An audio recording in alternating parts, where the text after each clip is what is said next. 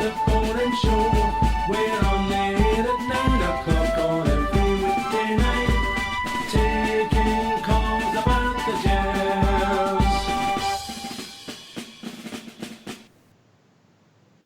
Well, good evening and welcome. Welcome to Rangers Radio. Join myself, Oxshire, on the panel this evening is the one and only Bridge. And my good friend, the Travel Rock. How we doing, boys? Good evening. How we doing? How we doing, Bridge?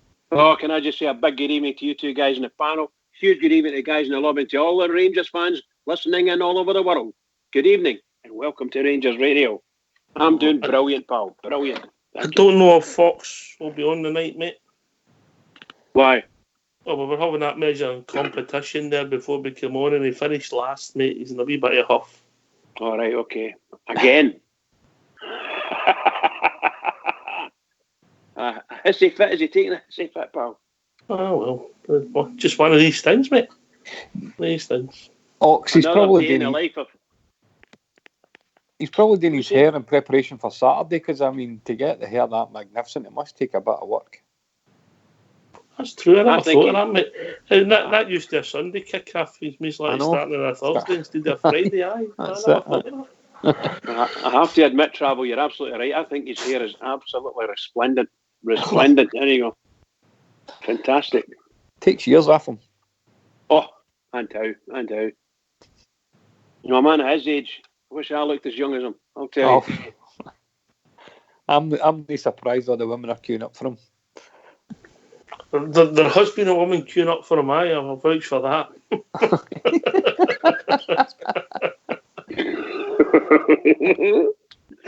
Anyway, we move on.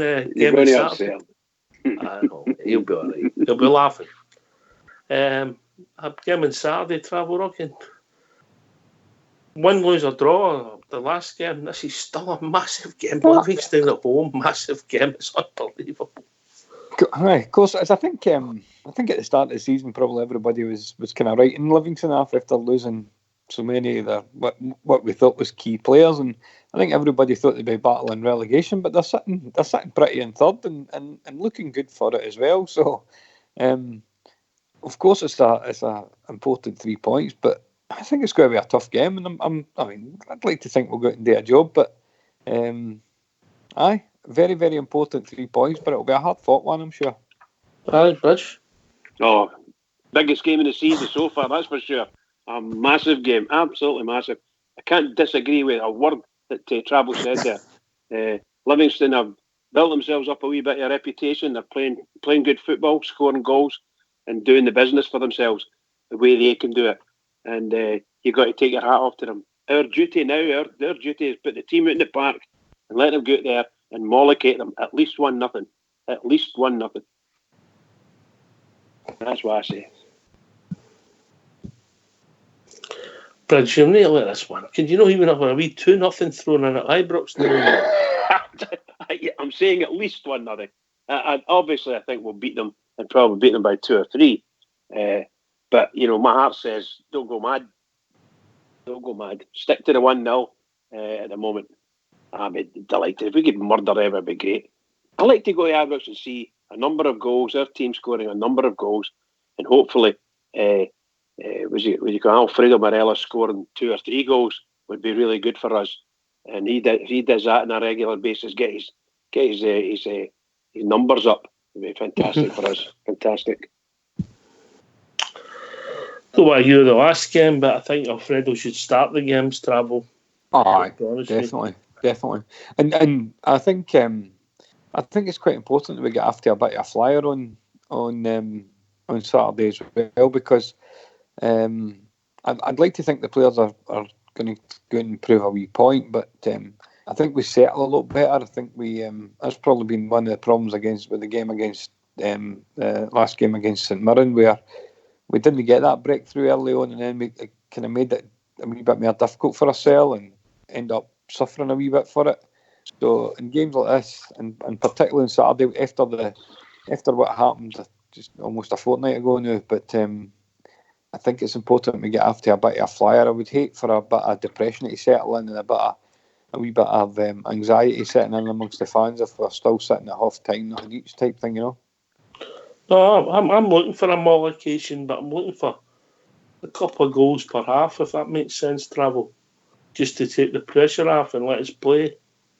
Aye, no, absolutely. I think the chance of possibly getting to see the new signing, and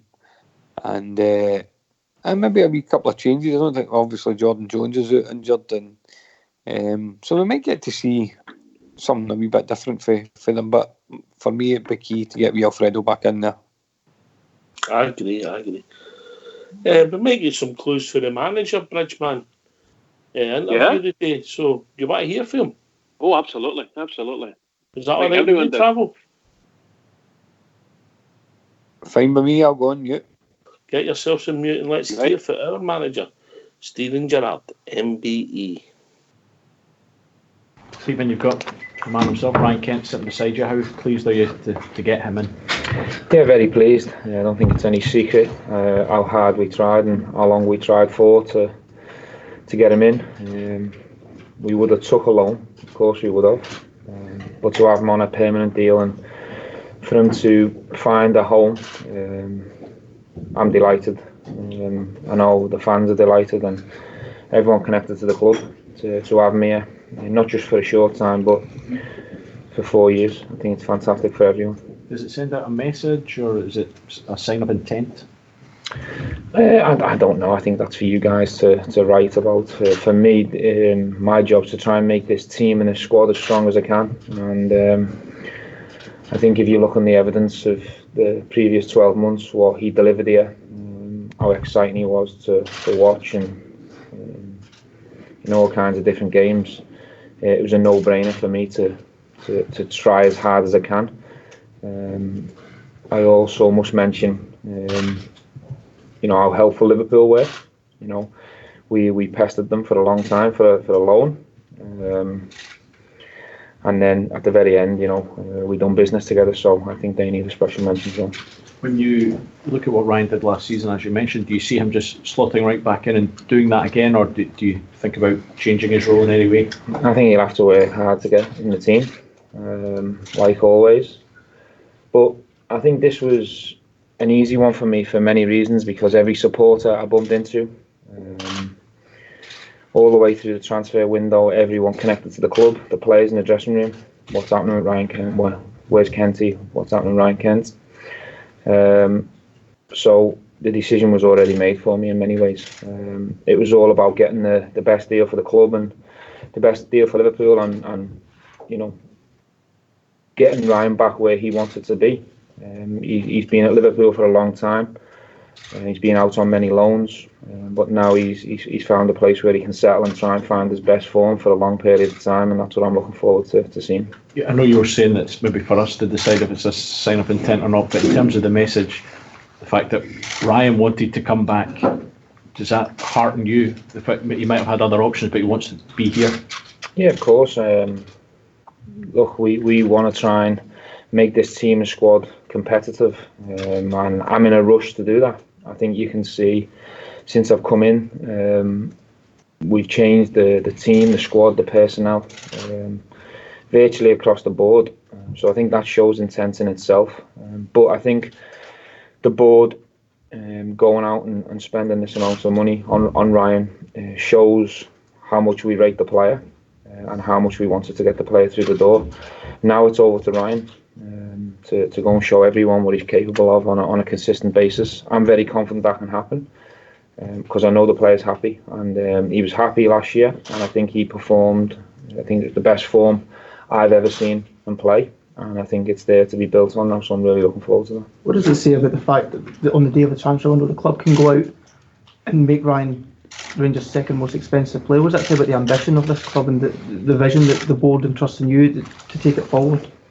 Yeah, I think the club are very ambitious. They want to get back to the top. There's no getting away from that. I think the timing of it, it was just the way it was. For me, I think obviously qualifying for Europe for the second year on the spin certainly helped in terms of the board's decision. But of course, this club will never lack ambition. It wants to get back to the top as quick as quick as I can. Did that signing of Ryan on the last day of the transfer window take it from a good transfer window to a brilliant transfer window? Yes. I think I made no secret to the fact that I kept the number 14 shirt back for a reason, and I'd done everything I could, and I was prepared to wait till the last minute, to the death of the transfer window. There was days and times where I thought it weren't going to happen, but thankfully we got it done in time, and the past. All I'm looking forward to now is the future, and he's available for the weekend. I think what I must say is we have to be careful. He hasn't been doing regular sessions, and he hasn't had many game minutes, so I think we all have to appreciate where he's at from a physical point of view, but he's available for selection, which is great news. Is the team back refreshed after the international break, wanting to prove a point after that game against Celtic going into the break? Yeah, I think we all want to get back to winning ways. I think from a mental point of view, everyone's ready to bounce back. Of course, there's people at different stages. Some have been away and played 2 internationals. Some have travelled a lot. Some have stayed behind and worked very hard and are very fresh and ready to go. But I think all of us understand the setback and where we was 10 days ago. And that's the reason why I'm really looking forward to kick off on Saturday at 3 o'clock, because in football, you get a chance to bounce back from a disappointment, and that's what we want to do. Does it hurt watching that, knowing that some of the players out there in that game just didn't perform to the level that they are capable of? I think it's more frustration. I know what these players can do individually and collectively. I know some of the performances, some of the top performances they've already delivered. 3 days before it, they were absolutely magnificent. Maybe that took a little bit out, who knows? But there's no getting away from it. We have to accept that. We have to be responsible. We took the criticism on the chin, and we own up to that. All we can do now is move forward and try and recover from that, and that starts at Livingston. 3 points is always the perfect tonic after a big defeat. Is that something you're going to have to work on in the games going forward? Because you are going to have these midweek European games followed up by the league games. Yeah, and it's the reason why again we wanted another player through the door. Thankfully, that player happened to be Ryan Kent, who makes this squad an awful lot stronger. So I'm happy with the schedule that we're going to be facing. We're used to it. We've done it now for 14 months, or the majority of 14 months. So the players are aware that they're going to have to recover fast. And I think the players are really disappointed in their showing in the Old Firm. Sometimes in football you can max out and play really well and get beaten. Sometimes you have to hold your hand up, but it's even more frustration when you're having it at the levels that you're capable of. Stephen, some of your players have had a chance, obviously, to bounce back. Joe Aribo had a good international break as well. How much would that have done for his confidence to go out there? Yeah, I've just spoke to Joe. He was on a recovery day today. He's in a fantastic place, smiling away. Congratulations to him. His first game, he manages to get a goal, and he was rewarded for his form as a Rangers player. It was his first call up, so it shows you that he's at the right place and he's playing football at the right level. European football, playing in Old Firms. At last he's being recognised as an international player now. He's rewarded with his first game and gets his first goal, so he should be in a great place. There's a lot of talk about his move and people saying he should have gone there, should have stayed where he was. Joe Aribo's in the right place, trust me. That helps show that when the guy comes up here for a couple of months and gets that international chance, that it is a great platform. They must have started watching him since he was playing at Rangers. They must be happy with him playing in Europa League games and playing in front of 51,000. The people who select now for the Nigerian national team know now that he can play in big football games. I don't know many players in the Championship who are playing for Nigeria. So, how's Ryan Jack? He's about for the weekend. Unfortunately, he was asked to do an 11k session 2 days after an Old Firm, which made his knee flare up. So we've had to manage him. He's had to have a couple of procedures since. He done a light session with the physio today, and we're hoping to get him into training for tomorrow. Is that frustrating, Stephen? Is that something that the Scottish FA maybe should add better communication with Rangers? I think it's just careless. And was there no communication? You should never ever do 11k 2 days after playing 90 minutes. That's the education I've had. Did they not have known better? Should Sorry? the SFA not have known better? No. Have you had any communication with them since? No. Oh no, my fitness coach has. Yeah. Is that a shame for Ryan because he had been doing well to get back into the international squad? It is a shame because he's missed the last 5-6 training sessions. So we have to build his fitness back up now. Is it a serious? I mean, obviously, out for the weekend. Is it something that could flare up again? Is it? No, Ryan's got a knee issue that he manages, and he has done for a long time. The SFA are aware of that. Fitness coach is aware of that.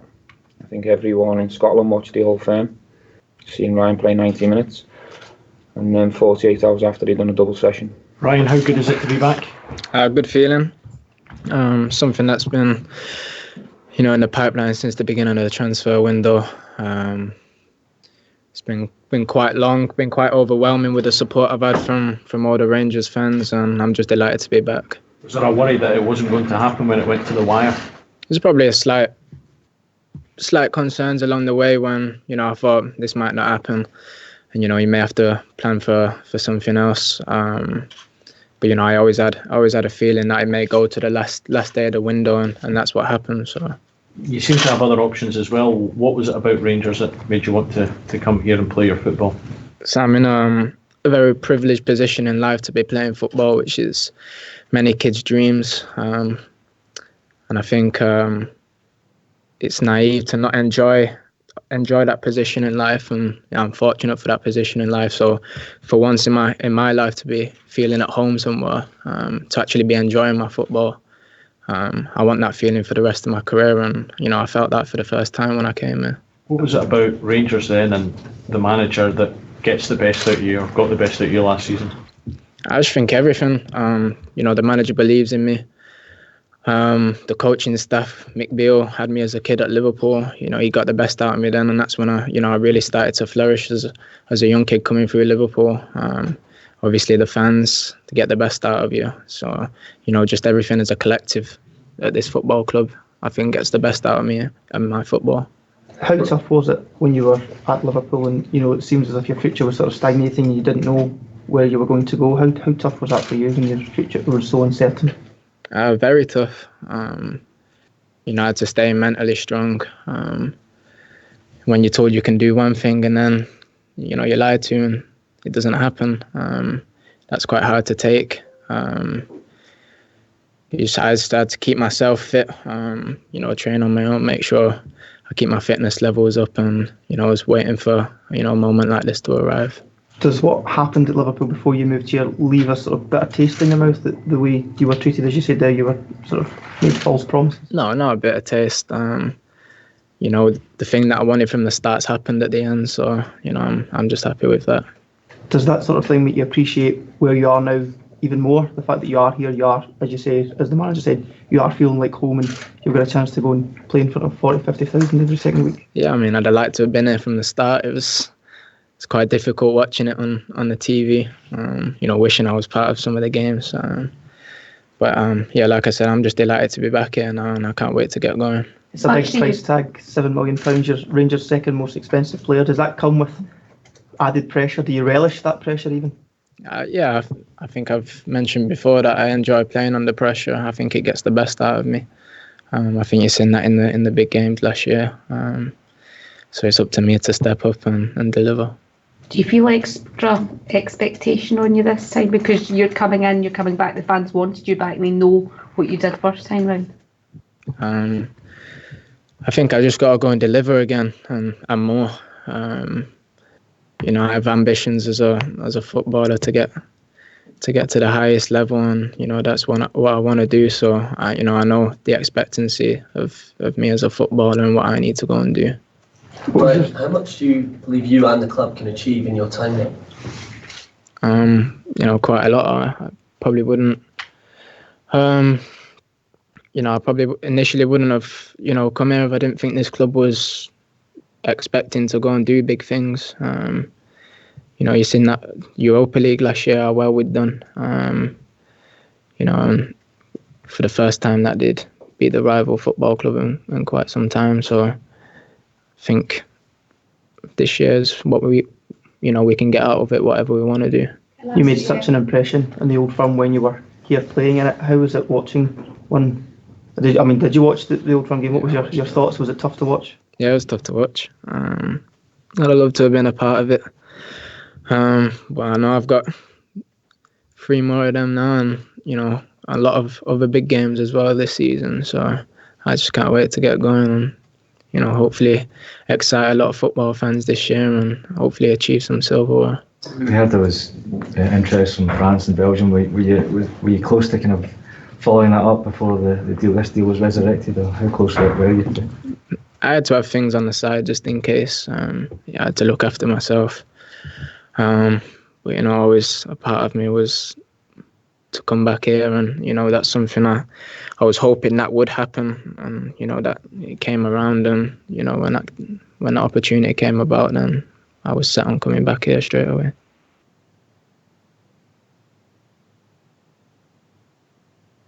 Well, thanks for that, Fox. Old school boy. Well, I suppose it was a pretty straightforward interview with Steven Gerrard up until the last few minutes. Travel quite annoyed. No, I think there was quite a lot to chew over there. I mean, even these comments about Joe Arabo, that was quite revealing as well. There's a few gloves off moments there with the manager, so it's good to see that. I like.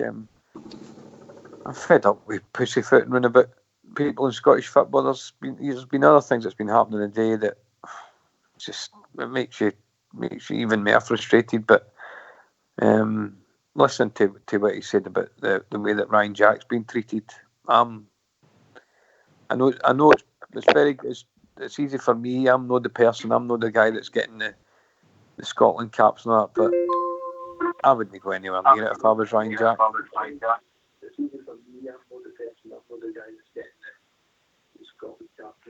Richmond? I think there's somebody trying to get in power, or they've got the show in the background. It's not that matter.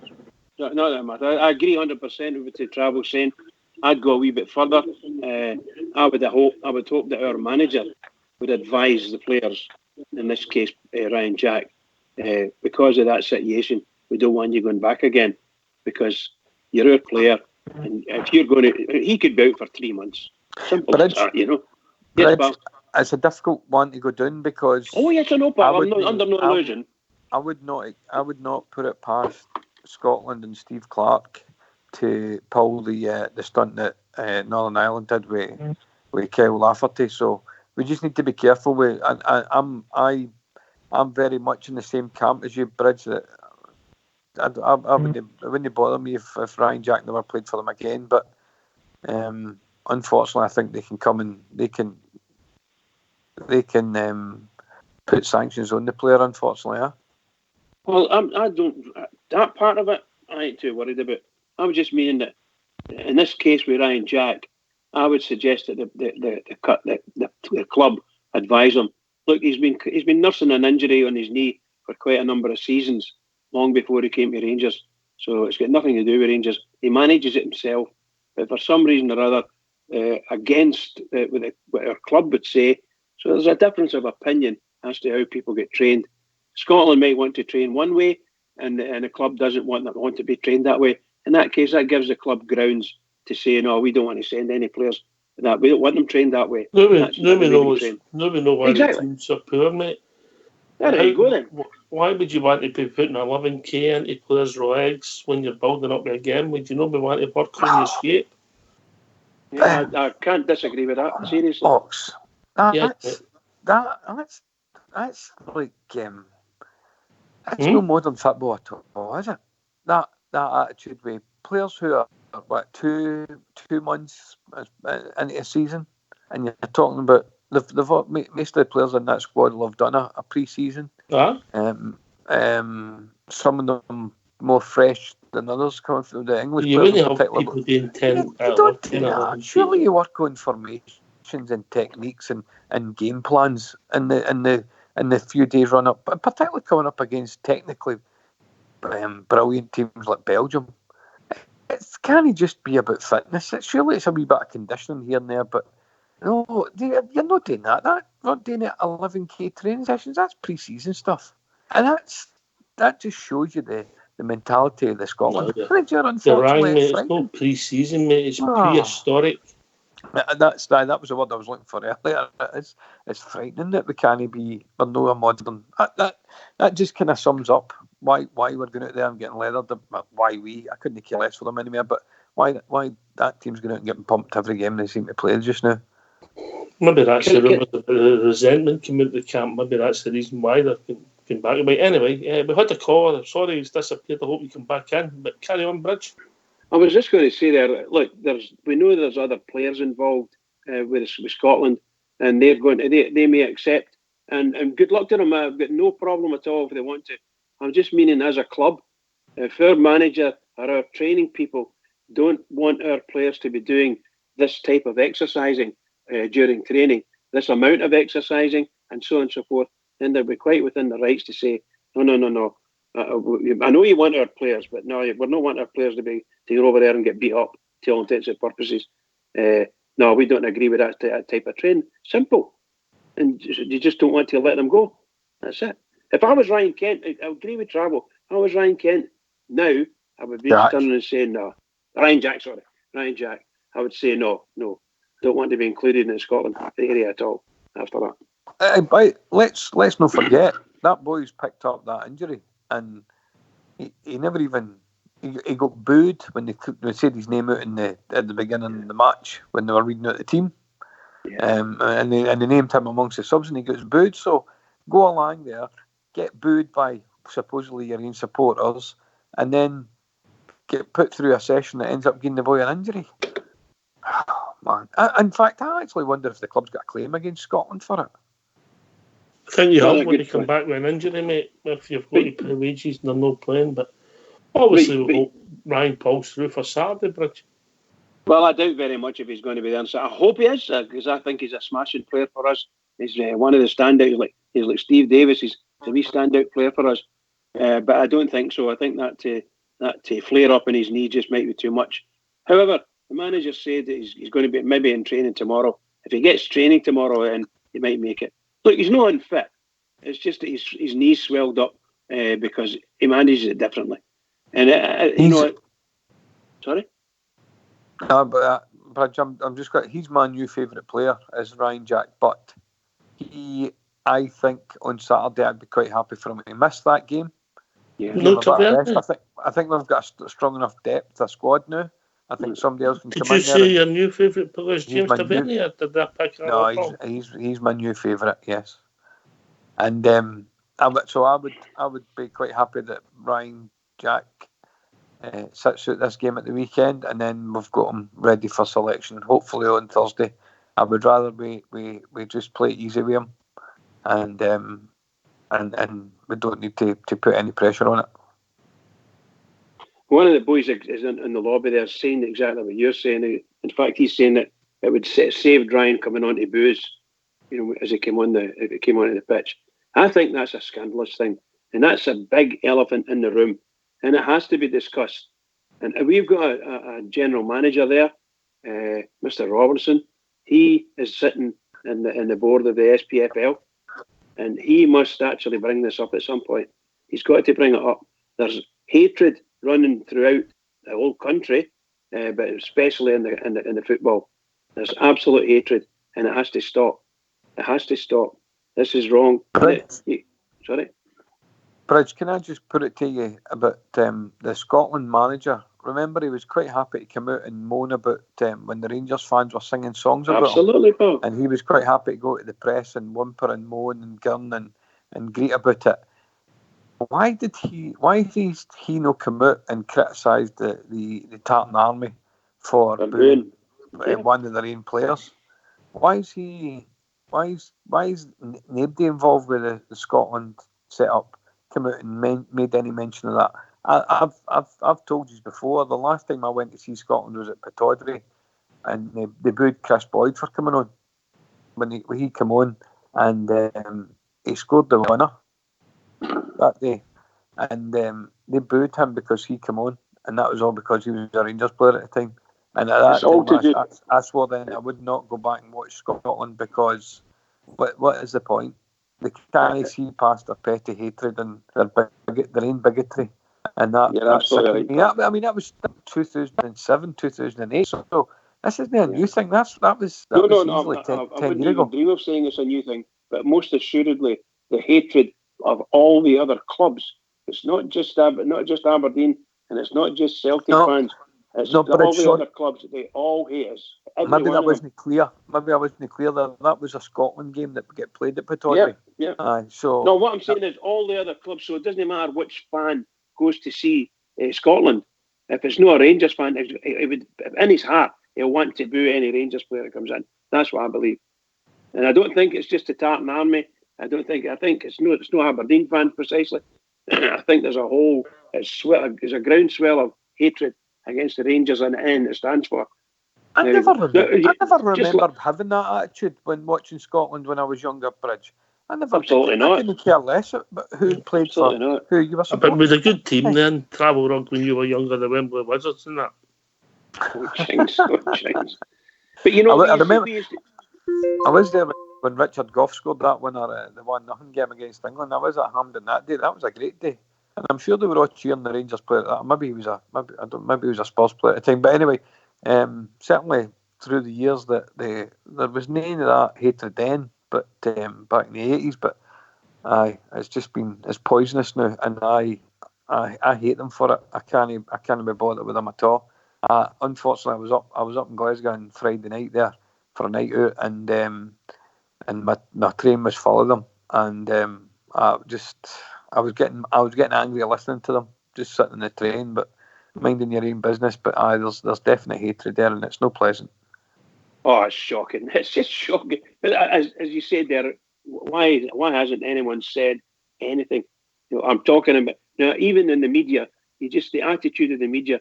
And I'll go back to 3 years ago or 2 years ago when I came on here and had a rant, maybe 3 years ago, about the BBC. 3 days and what ago. I said, okay, and I continue to do it. What I said then is still the same today. You've got a whole unit of the media called BBC Scotland Sports Sound and Sports Scene, and every single person who comes onto that programme is an anti-Rangers person. Right? They don't get actual Rangers players, live Rangers players. They get ex-Rangers players, and by the time they go through whatever indoctrination they go through, they absolutely hate us. And your good friend there, Oxchair, Kenny Miller, he started the ball rolling again. Why is there no any youngsters ready for Scotland coming out of Ibrox? That's nothing. Well, who cares what Kenny Miller thinks? No, yeah? I'm just saying. There you are. It's only a year ago he was playing for us, and all of a sudden he's coming out with this crap.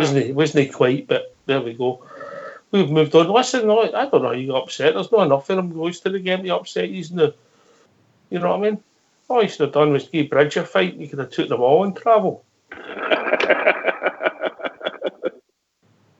Nah, but it's sickening. It is quite sickening. It's really frustrating, and when we think back, and obviously the political scene's changed in Scotland, and they've got a one agenda and it's driven and it causes poison, and hopefully eventually comes to an end and the whole country can move on. My opinion.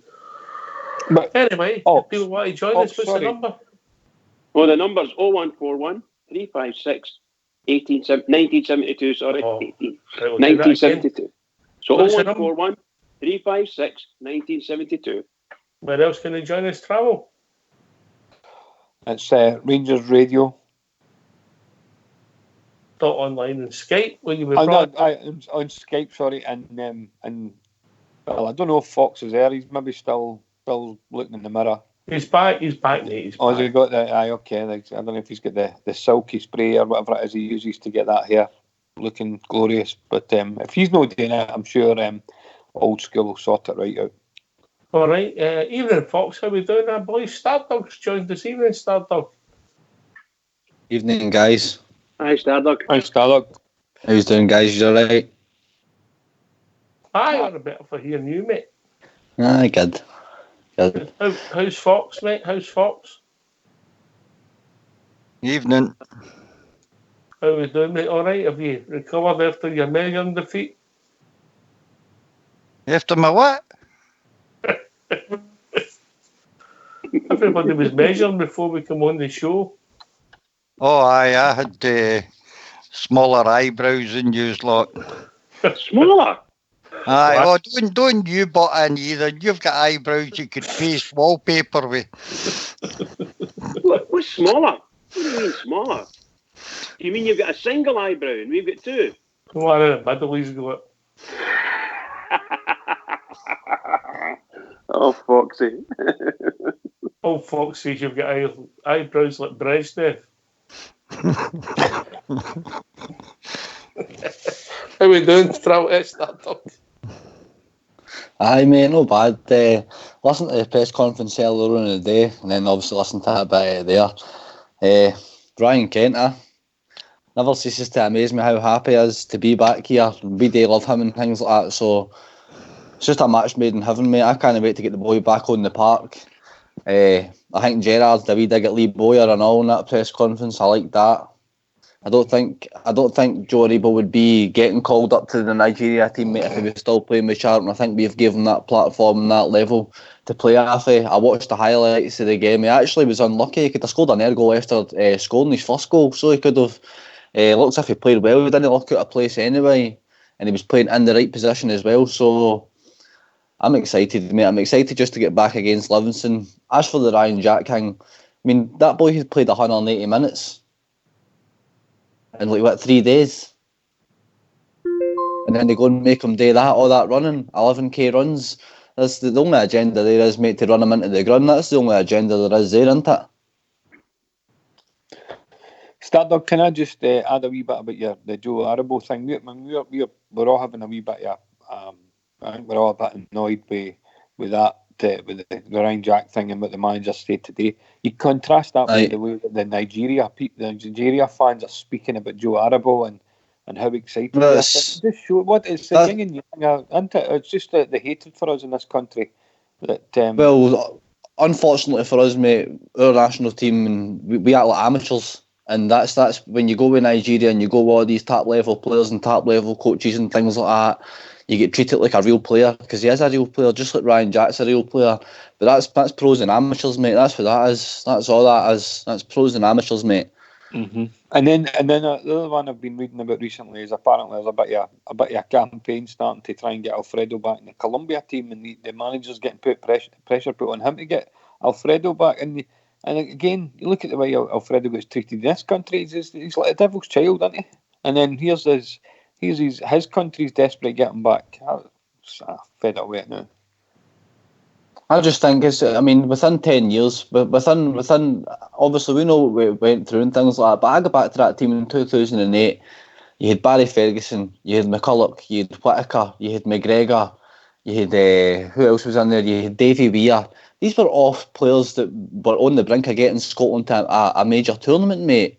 And but within that 10 years, the hatred against our players. I mean, I think somebody said it earlier. Ryan Jack got his debut for Scotland at Pittodrie just after he'd signed for Rangers. It was it was setting him up for a fall right into the Lions' den straight away. I couldn't believe they did that to the boy. I mean, you know, the majority of the supporters were going to go to that game that night. We're going to be Aberdeen fans, but you look at all these other countries: England, Nigeria, France. They don't care about who supports who when it comes to their national team. No. We can't seem to keep that out the national stadium, and it's not the Rangers fans that are doing it.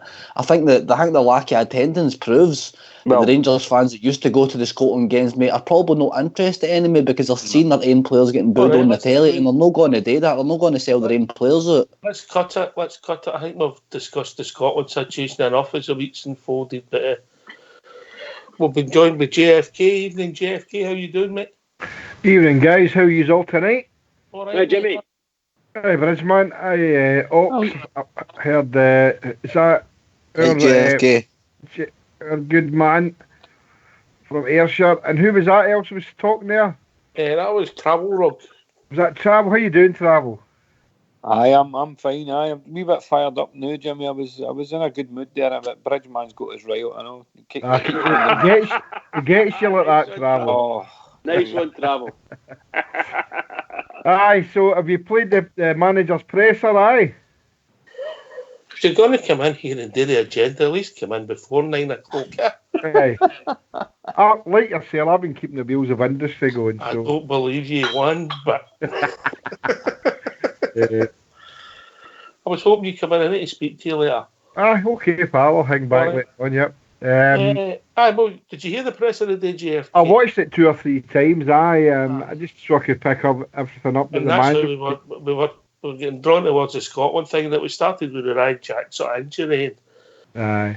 The Scotland thing, as you know yourself, doesn't interest me, and I heard what the guy said there. But the Ryan Jack thing is absolutely, as the gaffer said, it was careless, reckless, and careless, And what about the Joe Aribo thing? Where all of a sudden we'll get an asset that people are talking about him in different places because he had a good debut for a reasonable size national team.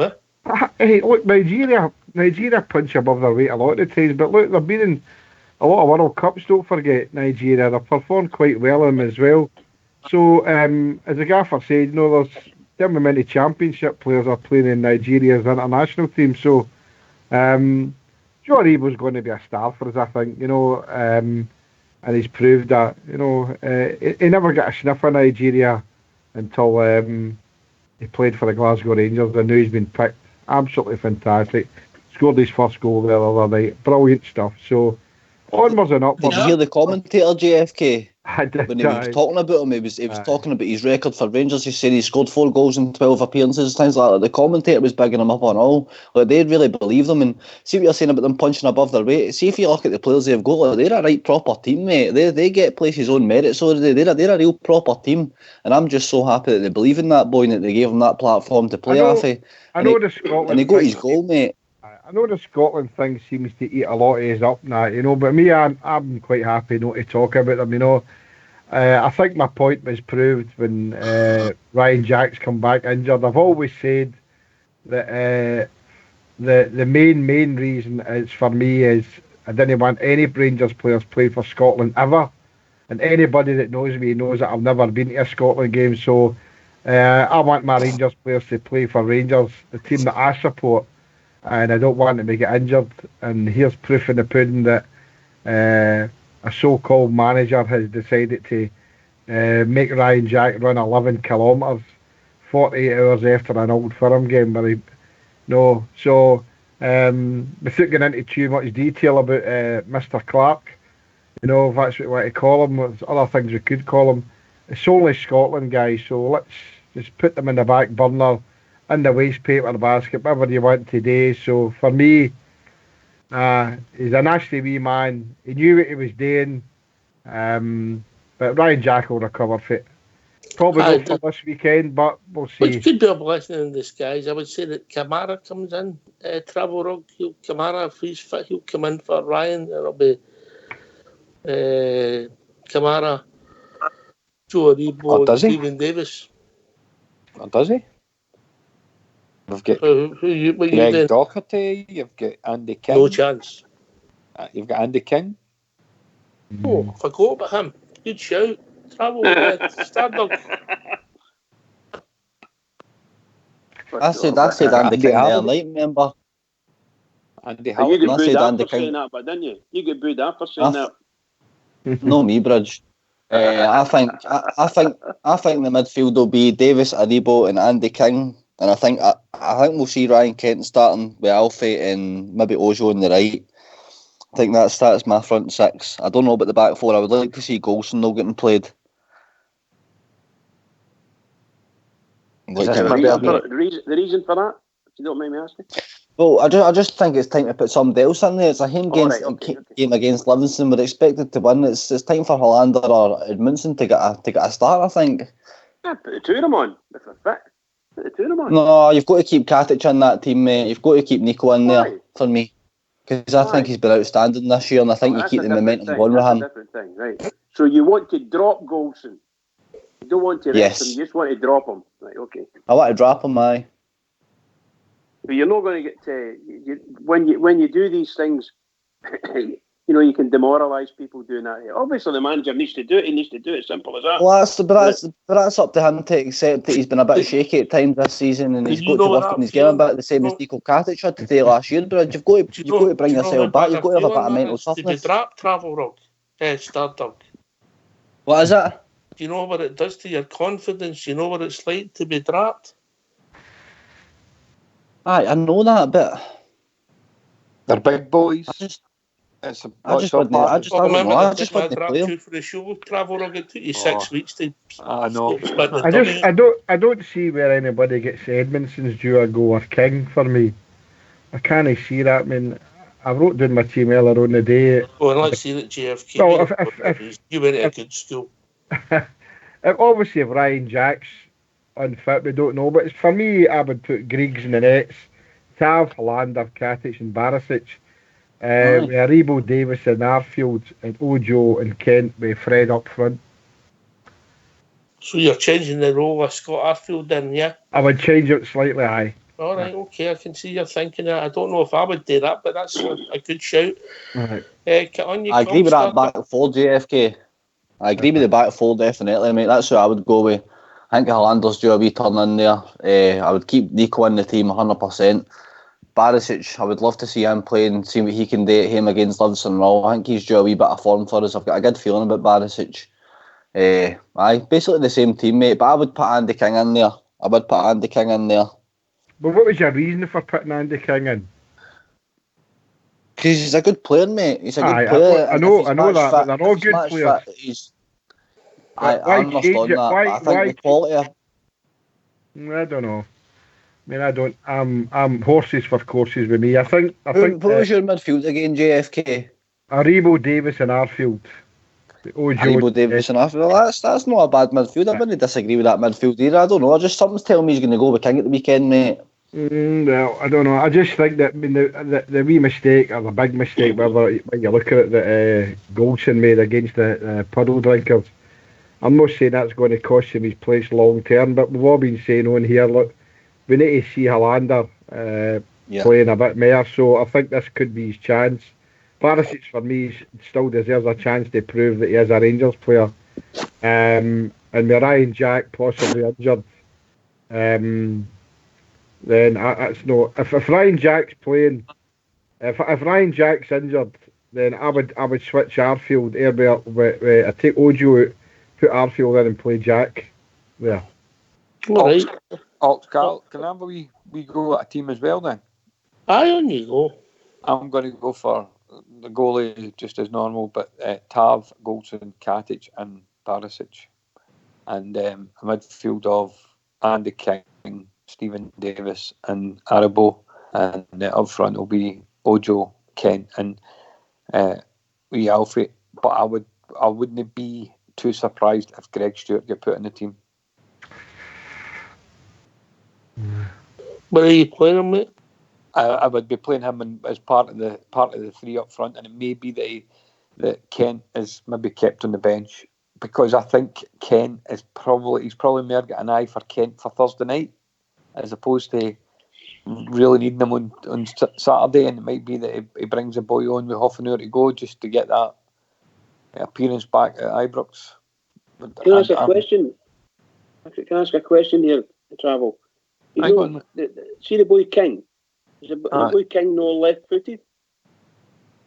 No, I think he's. I think he plays comfortably on with either foot bridge. I don't think, and I don't think your midfield probably set up like that. The reason I'm asking, the only really footy player I would say. If you're playing Barisic and you're playing Andy King if he is left-footed, and you're playing Aribo, it's a lot of left-footed people.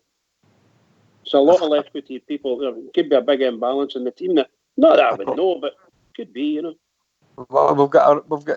You're quite happy playing a right-footed player in Flanagan at left back, so I don't think that's such a.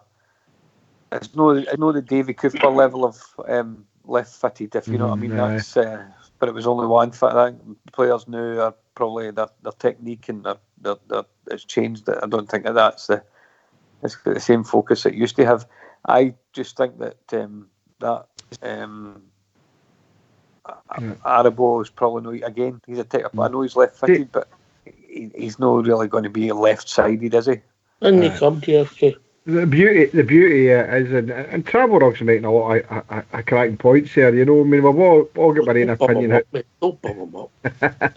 How our team would like to see. You know, the thing about Kent maybe no starting is a cracking point. You know, it maybe no just put him in there right away. It maybe bring him on second half. I don't know.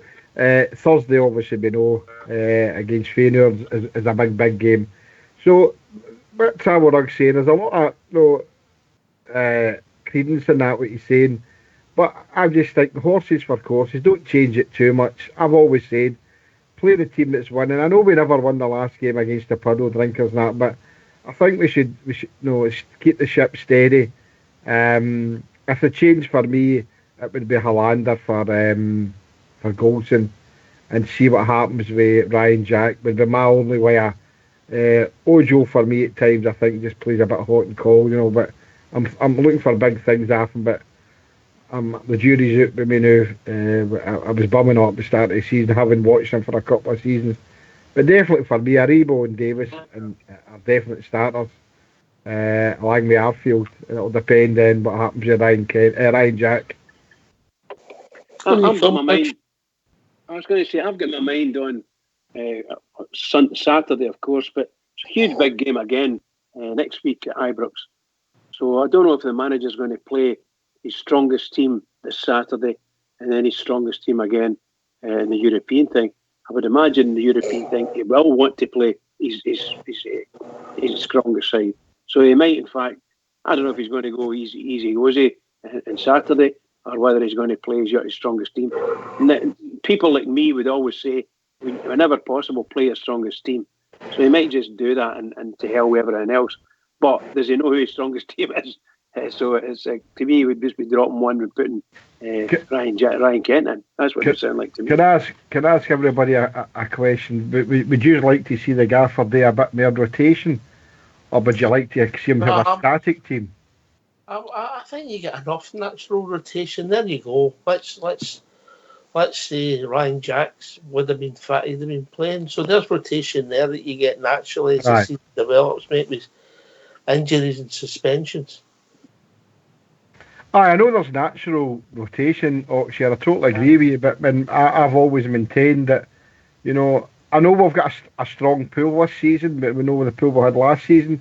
And again, we're up against some decent teams, are very good teams in Europe. You know, I don't want to. I'd rather be beat Livingston and no beat Feyenoord. No, for me, it's no use. Or you go for travel. Sorry, pal. I think what you're saying there, I think we need to remember that the manager spoke about getting depth of players in and building up his squad, and that was maybe why I was throwing in the Greg Stewart thing. And another thing I think we all spoke about is that Greg Stewart is maybe the type of guy that we thought, when we're playing against the Livingstons and the St Johnstones, that's the type of player that can play the games and we can rest other players, if you know what I mean. So are we confident that he could put if Jordan Jones was fit, for example, and Greg Stewart is, should we be playing one of them and then resting an Ojo perhaps, or a Ryan Kent, and no needing to have them on for 90 minutes and keep them for Thursday night, or dare say next Sunday even when we're up away at McDermott Park? Aye, but what to have that rotation? You're asking that question. I think that we do need to have it. I don't think we've got the luxury of that, because, you know, come the end of the season, I'm looking for the 55, and I want us to perform well in Europe. But it wouldn't bother me if we didn't qualify for the last 32, as long as we were winning every week in the league. You know, obviously, like I said, I want to go to Ibrox and whatever and see Rangers win, but for me, a winning team, you've got to keep the winning team on the park. And I agree that there's players there that we could maybe give them a rest. The perfect example we've been speaking about the last few weeks is Scotty Arfield. You know, does he deserve a rest? Will he be playing on Saturday?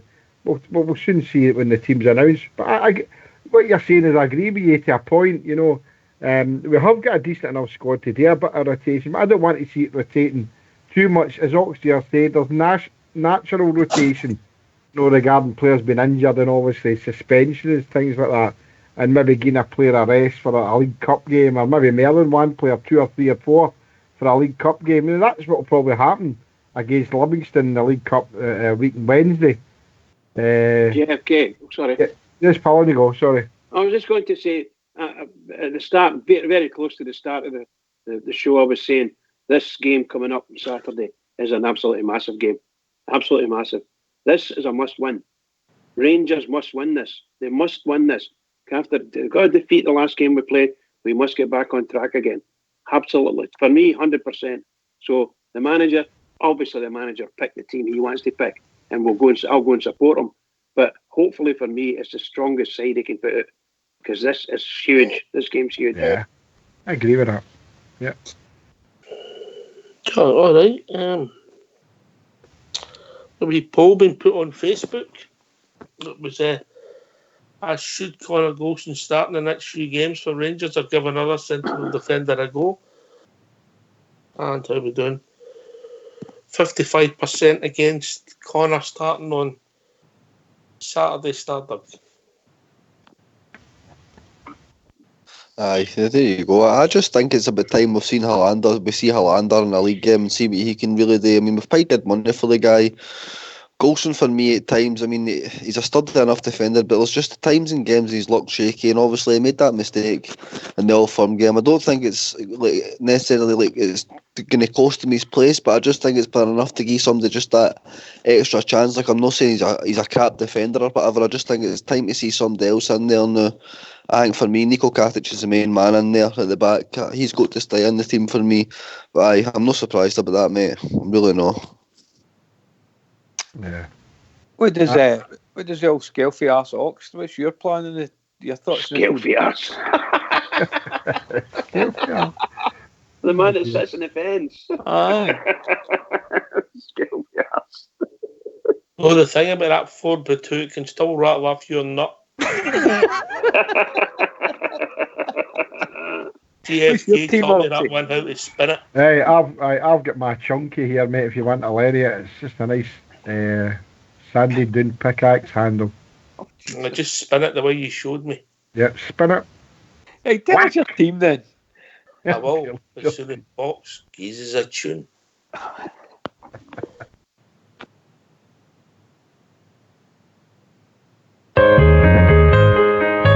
From a guy so young to Glasgow City, they come seeking fortune and a new way of life. How could they know their ambitions would grow? Such a beautiful story, and here's how it goes.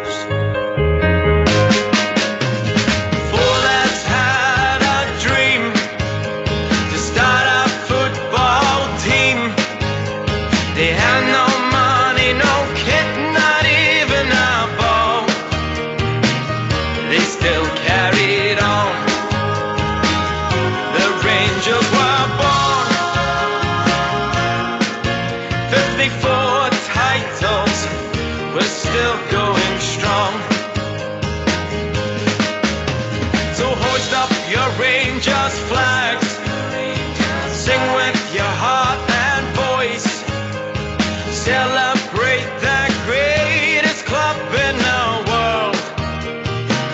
Let our history show what we already know.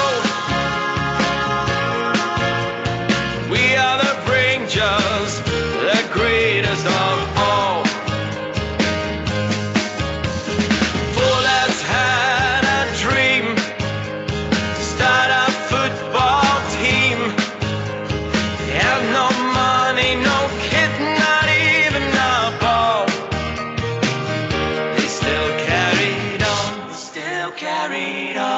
Rangers were born,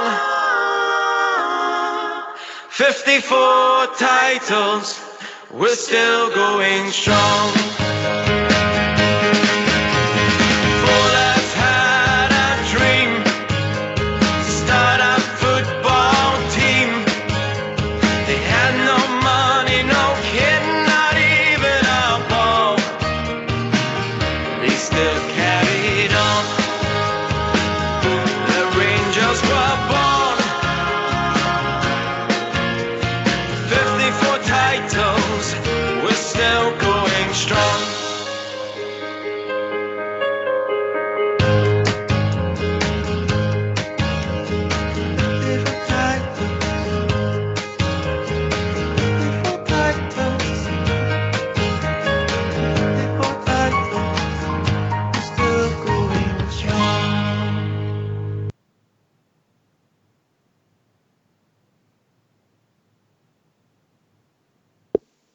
You still dancing there, Bridge? Oh, 54 titles and still going strong. Well played, boys. That was a nice one. Lovely tune. Travel Rug, can you repeat your question, please? Is it the team I think or the team that Steven Gerrard will put out? The team that you think they should put out. All right, okay. Obviously, McGregor in goal, Tavernier, and I'd play Barisic. Obviously, Flanagan's injured as well. The central defensive of Katic would be my first name of the team sheet, and then. And I think one more chance for Goulson. I think he might start again. I think the manager will definitely start him.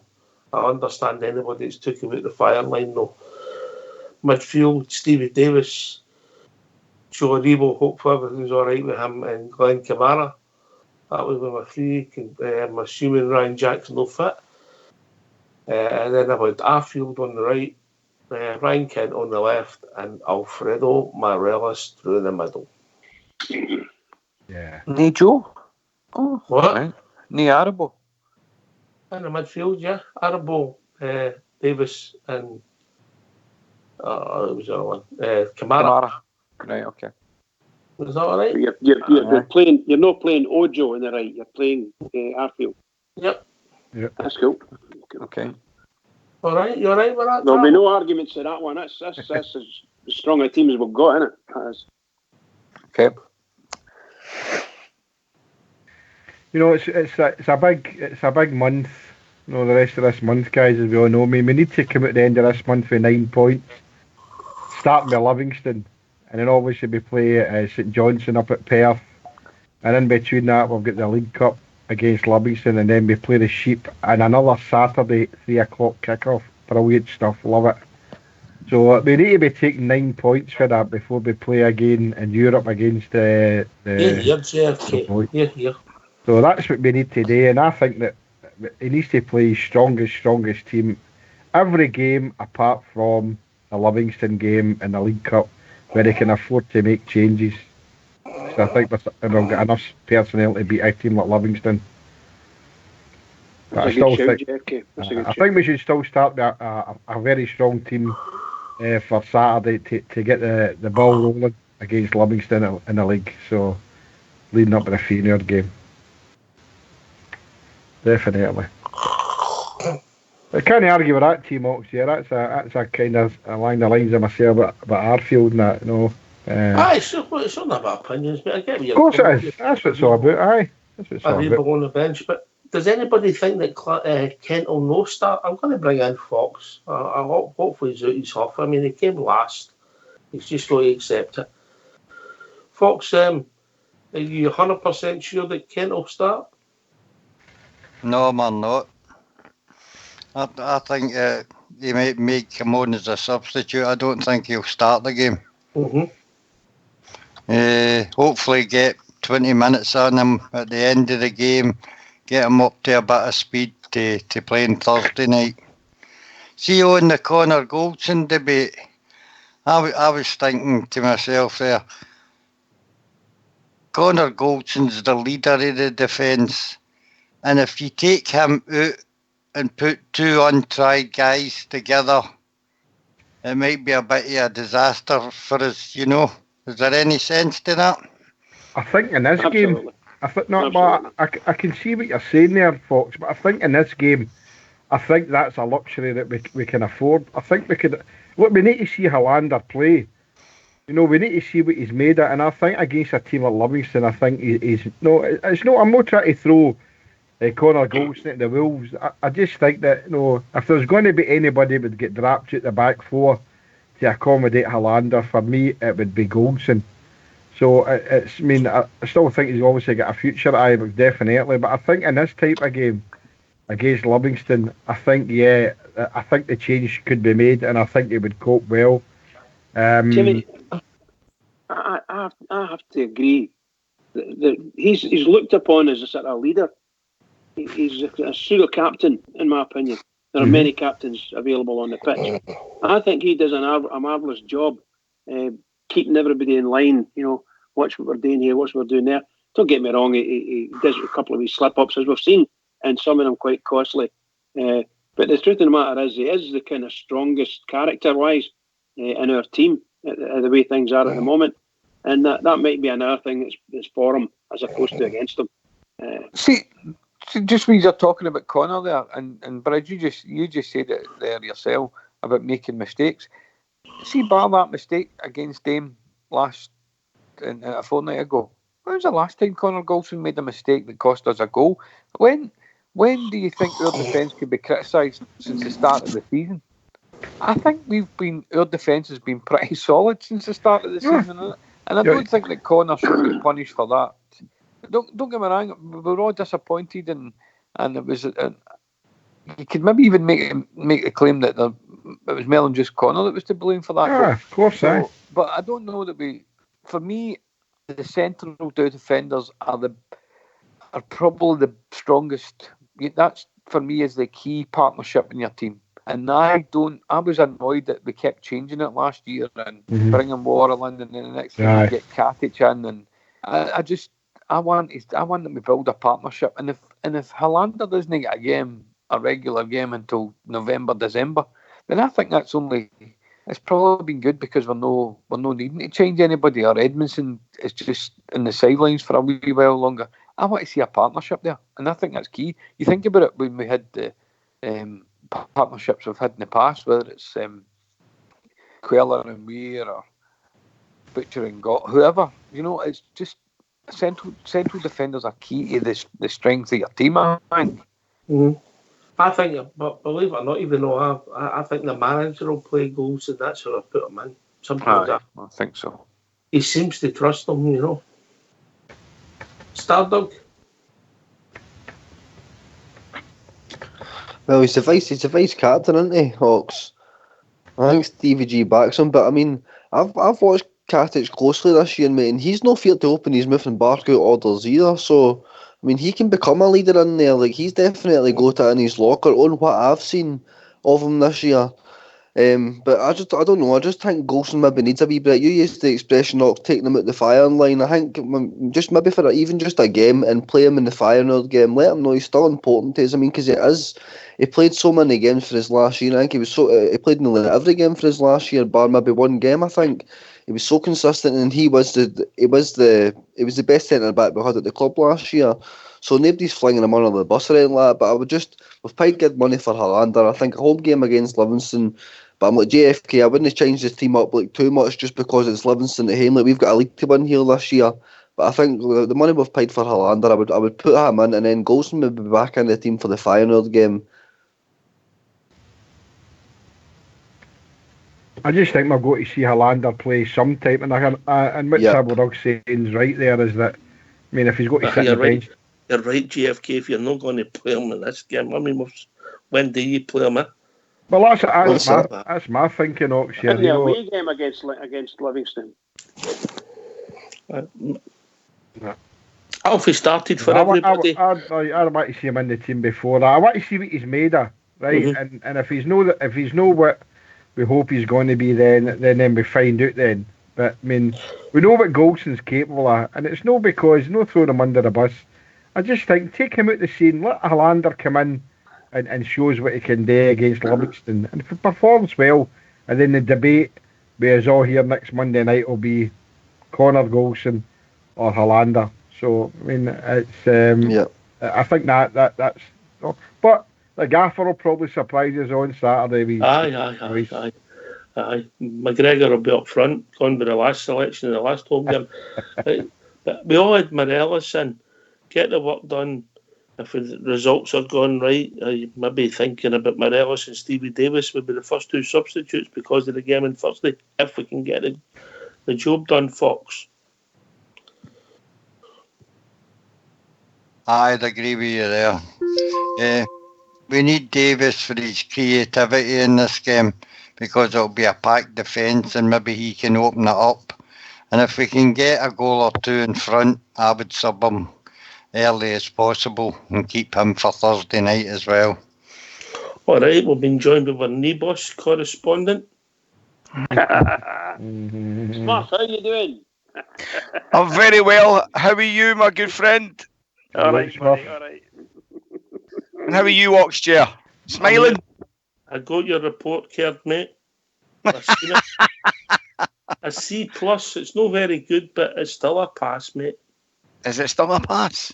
Aye, it's still a pass. Oh, there you go. Yeah, remember, You'd probably be the second most intelligent person in Partick with that, I'll tell you. Hey, when my exam results was all straight A's. Aye, absent.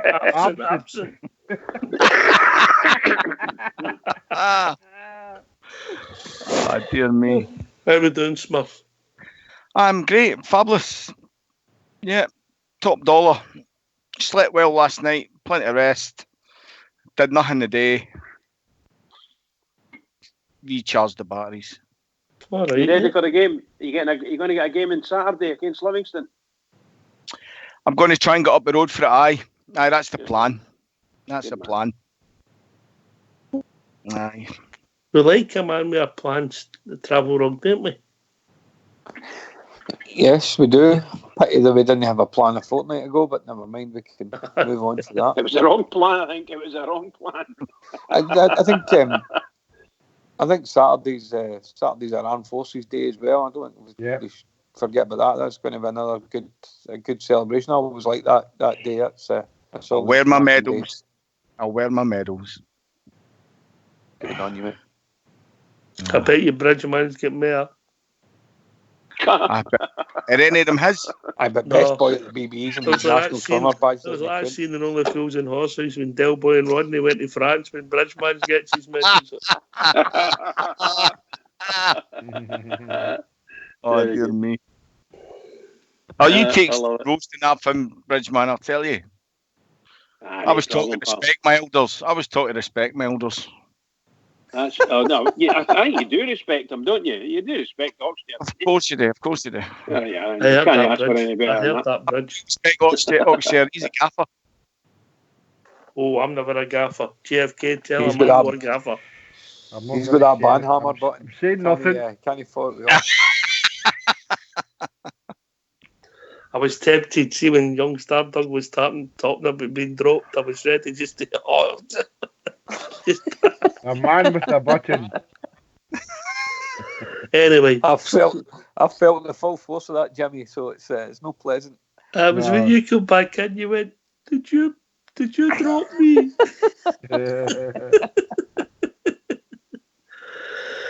Smurf, what's your thinking?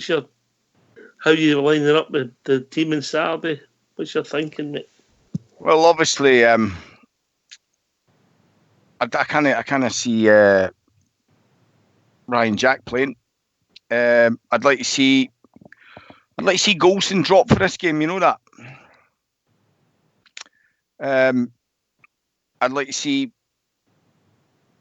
Helander come in on the left and then push the big fella to his right.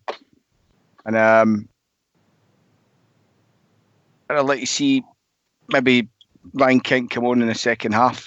But I just think we need to get back to what we were doing at the beginning of the season or trying to do. I don't think, that Hibs game, I think that's shrouded, a lot of cracks. I don't think we played particularly well this season, honestly.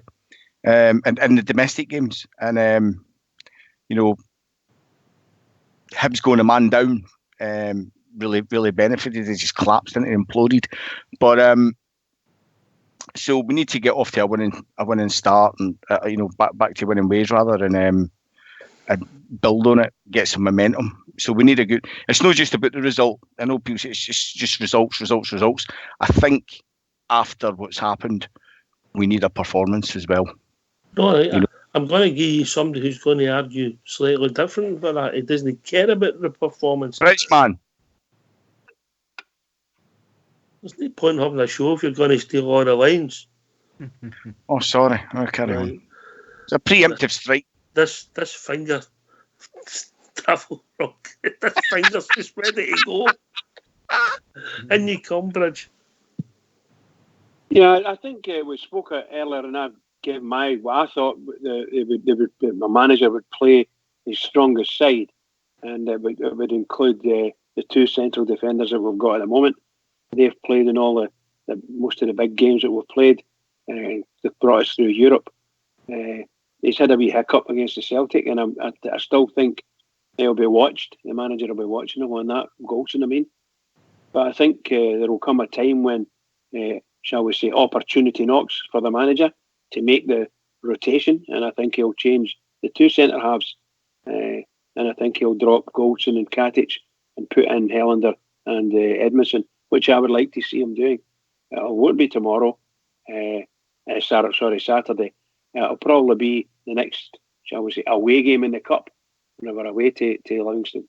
He'll probably play them then. That's what I feel, whether I'm right or wrong. And I trust the manager implicitly. If Ryan Kent is anywhere near fit, the manager will play him because it's a big game at Ibrox, and try to get him legs, get some minutes into his legs for the European game again. It'll be at Ibrox. So I think it'll be there. All right, mate. Listen, we've been joined by Big Ulster, who I believe has been sitting for a while. Big man, too many Williams joined at the one time, and I didn't realise you were sitting there. Apologies. How are we doing? I'm doing all right. I was happy enough, enjoying listening to you chatting away. Oh, we need you. We need a voice of reason. I'm surrounded with idiots, mate. It's great to hear that voice again. Brilliant. Ulster, tell him that you can never have too many Williams. No, this is true. All right, big man, what's on your mind?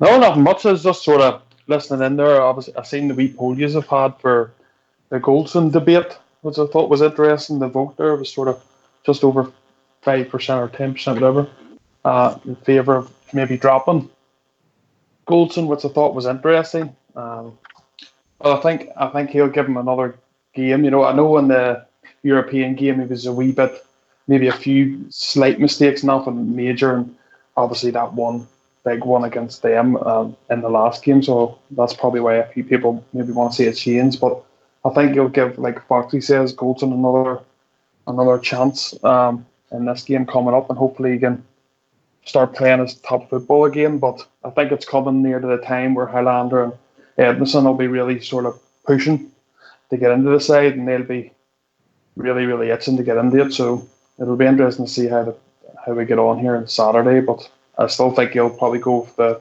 tried and trusted with Goldson and Katic as the back pair. I don't like. I'll take this to Fox, and then Stardog's still there. I hope he is. Stardog's still there. I'll take this to Fox and Stardog. We lost the game. Connor Goldson didn't have a good game. He made a mistake. But if we go to watch that, we don't pick people out when we have one bad result. Fox. Aye, that's probably true. Yeah, we do tend to do that. Pick people out and blame their mistakes. Maybe with Connor Goldson, maybe he's been asked to do something that he can't do, mate, is bring the ball out for the back. And maybe we should find another system where he's not getting left with the ball unless necessary. Because the mistakes that he has made has been in his distribution. And maybe he doesn't feel as comfortable as the other defenders in taking the ball. So maybe cut him some slack there. What do you think of that? Aye, and you come, Stardog, you got a view on it. I agree with Fox saying, mate, but the thing is, unfortunately for us, mate, we don't play them every single week, and 9 times out of 10, I mean, your centre backs see a lot of the ball, especially at Ibrox against weird teams and things like that, because we've got 10 men against behind the ball constantly, so the centre backs see a lot of the ball, and unfortunately there was a bit of pressure put on him on Sunday and things like that, and he's not maybe used to playing at that speed or that pace, like Fox is saying, like playing out for the back and things like that.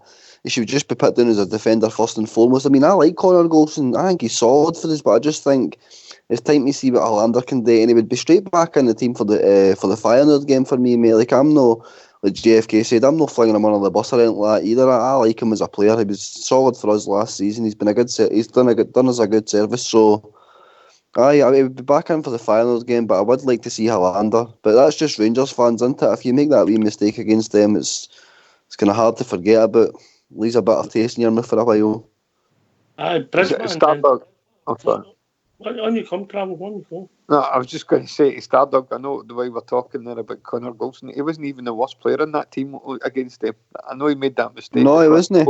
He wasn't even the worst player, and There was some shockers that day, so That would have been a tough award. Well, you're going An to Ulster. change your profile Aye, picture there you from go. the Wallace. There you go, bridging in Big Ulster. I was just going to say that I think that Connor Goldson, shall we say, what the guys were saying there was when Goldson comes out, when we're playing teams who are 10 men behind the ball type thing, one problem we've got with Goldson, he tries to distribute the ball long. And I'll bet you in your like, if you could count it, you're probably lucky he gets 2 out of 10 at a half decent ball. He wastes an awful lot of balls. It can do no bad sort of diagonal balls, but his long ball down the wing sometimes doesn't come off. Or maybe that's because Tavernier can't reach it. Whatever. The ball's too fast, too hard to. So you can see over the last number of weeks there that we were playing, we're losing a lot of balls by giving it away, poor passes and so on and so forth. And Goldson was one of them that was doing that. Not the only one. I would love it from a coaching perspective if they could coach him. Yes, bring the ball out because he's quite good. He's got a bit of pace when he's coming out with the ball. But he must find a midfielder. He must find a midfielder. We can't. And if you can't find a midfielder, mate, you just clear your lines. Oh, yes, indeed. Yes, indeed. Absolutely. Absolutely. Or come back the way. And play it across the back like they've done before. It's when you make that big decision and you push that ball and you've been a midfielder yourself, what you're expecting from a man who's coming up towards you, to your area, you're expecting to be able to accept a ball from him and a really decent ball. And either be able to play it or just give him it back and get it back on a wee bit slower. It depends. Obviously, the decision's made. If there's somebody right next to you, he's not going to give you the ball, is he? No. Can I just come in? I think sometimes, he coming out like that, it can negate Stephen Davis' influence in the game. Almost, because the game's passing by him. When he's coming out and he's putting it to the wing or he's trying a long diagonal thing, and I think, as you say, he should just be getting the ball and then laying it off to nearest safe option and as quickly as possible. Absolutely. And let these guys get on with their job. Yeah, absolutely, because Stephen Davis is a wonderful player, and he's far better at playing the ball up front. And I know the midfield players I played it behind, they were far better players than I was. They could do wee things with the ball that I could never do. Certainly in my age, my old age, I couldn't do it. But they were good players. They're the ones that can actually play football. They're the ones that can dominate game of ball. And that was kick it. So just give them the ball. Give them the ball. Oh. You win it, give it to somebody that can play football. When we're talking about Stephen Davis here, I'm sure this one will appeal to Big William. There was a picture I seen during the week there, and it was a load of kids in it was like a football training academy type thing, and it was just a row of all these kids with the Barcelona strips on, and they all had Messi on the back except for one kid who had the Northern Ireland strip on with Davis on the back, and the headline was "Every team needs a Davis," and I thought that was a cracking picture. And so if I was Stephen Davis, I'd have that pinned up on my wall. It was just a brilliant picture of all these wings, but one kid had the Davis strip on. Mm-hmm. He's a class act. Aye, I think we're starting to see what we got. I know he had a slow start, but we're starting to see exactly what we had before, and then what we've got back again. Every week he'd be on my team. Yeah, missed his consistency. He'd have been having his testimonial. Well, maybe done about what would that have been? That would have been his 11th, 12th season. So he wouldn't have went anywhere. Stephen Davis, that boy, Big Ulster. Big Ulster. That boy did not. He did not want to leave us. No, it's good to have Stephen Davis. Yeah, it's good to have him back, mate. He's the best player I've seen ever in my life playing for Northern Ireland.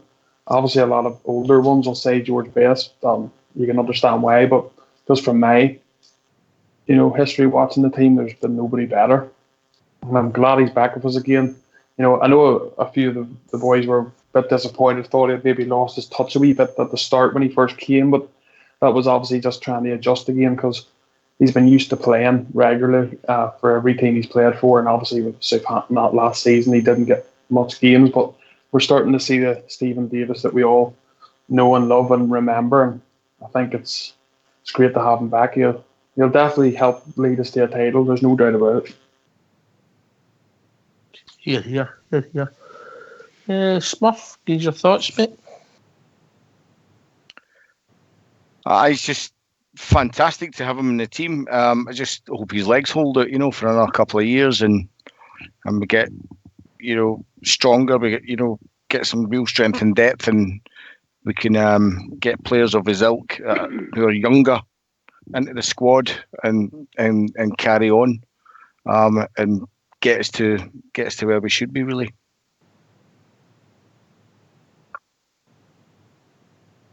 I think he's been influential in Jack's performances going up so much especially this season, towards the end of last season, because he's obviously learning, not just with obviously Gerrard and McAllister, but playing with Stephen Davis. He's learning the ropes, and I think that's helped Jack be the player he is now, and he's fantastic.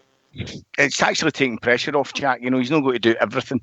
He'll be talking him through games. He'll almost coaching him on the pitch, sort of, and developing him. Really, he's far better since Davis has come in.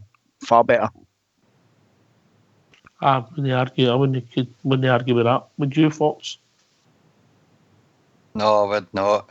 The players like Stephen Davis, mate, in the midfield, what you're looking for them today is make that incisive pass that takes out the opposition midfield and gives you a sort of numerical advantage when you're attacking. And he's capable of that, where other midfielders pass to the side or try to move forward themselves. You need a Stephen Davis in your side to create chances. Good wee player. Yeah. I think he's a fantastic player for us. And what a man as well. I've got to say, the way he conducts himself, and I've got to big Ulster with that, the way he conducts himself is absolutely magnificent. Oh yeah, definitely. He never gets himself into any old bother. He just is an ultimate professional, really, and especially for the Northern Ireland team. There's a lot of young players. We're in transition again, and he's helping them out.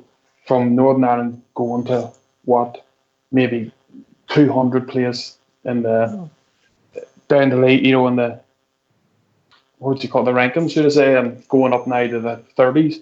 And there's no doubt about that Stephen Davis has been instrumental. And if we didn't have him in our team, I don't think we'd be anywhere near that. He's just pivotal to everything that we do. All right, JFK, you back with us? I'm here, mate. I'm just listening to the guys here. I know. I didn't want to interrupt. I know you weren't away. No, I was enjoying the conversation with the guys. You're a big fan of Stephen Davis. Oh, definitely, mate. Definitely. Some of the games this season he looked like Stephen Davis old. When he left Rangers, he left under fantastic terms. It was more or less terms. He didn't want to leave. He was pushed, and we got money for him. And he always said he would love to return one day, and when that came to fruition for him to return, a fantastic player. Had the privilege of meeting him once, a gentleman. I loved him and still do, and I'm looking forward to hope for another 2 or 3, maybe 4 years. Because remember, I kept saying Davy Weir came, and he stayed longer than we all thought he could. So I'm looking for Stephen Davis to do that. Fantastic player. And that would be fabulous. Wow. For the Northern Ireland, he's just be the accolade there as the most capped outfield player for the Northern Ireland team. So well done to Stephen Davis. So yeah, absolutely wonderful player, Oxshire. It's great to see him back amongst his own. Can I just come in on that, Oxshire? Make it quick, so we're joined by a legend. I was going to say that Stephen Davis and McGregor should, our manager, whenever possible, they should be discussing an extension to their contracts. I'm not saying it's going to be a 10-year extension, but the manager will know but you should I'm, keep them as I'm long as you hearing can. the Alan McGregor talks are gone well, mate. Well done. By the way, I just heard that Wes Foderingham is just going to see out his contract end of the season. That's Well, what I heard. that's when then he's going to go. Yeah. Well, that's his choice. He's no let us go. Xander Clark's coming to Ibrox next season. We've Stardog's back, but we've also been joined by George Logan. Evening, George. How you doing, boys? All right? All right, George. What's on your mind, George?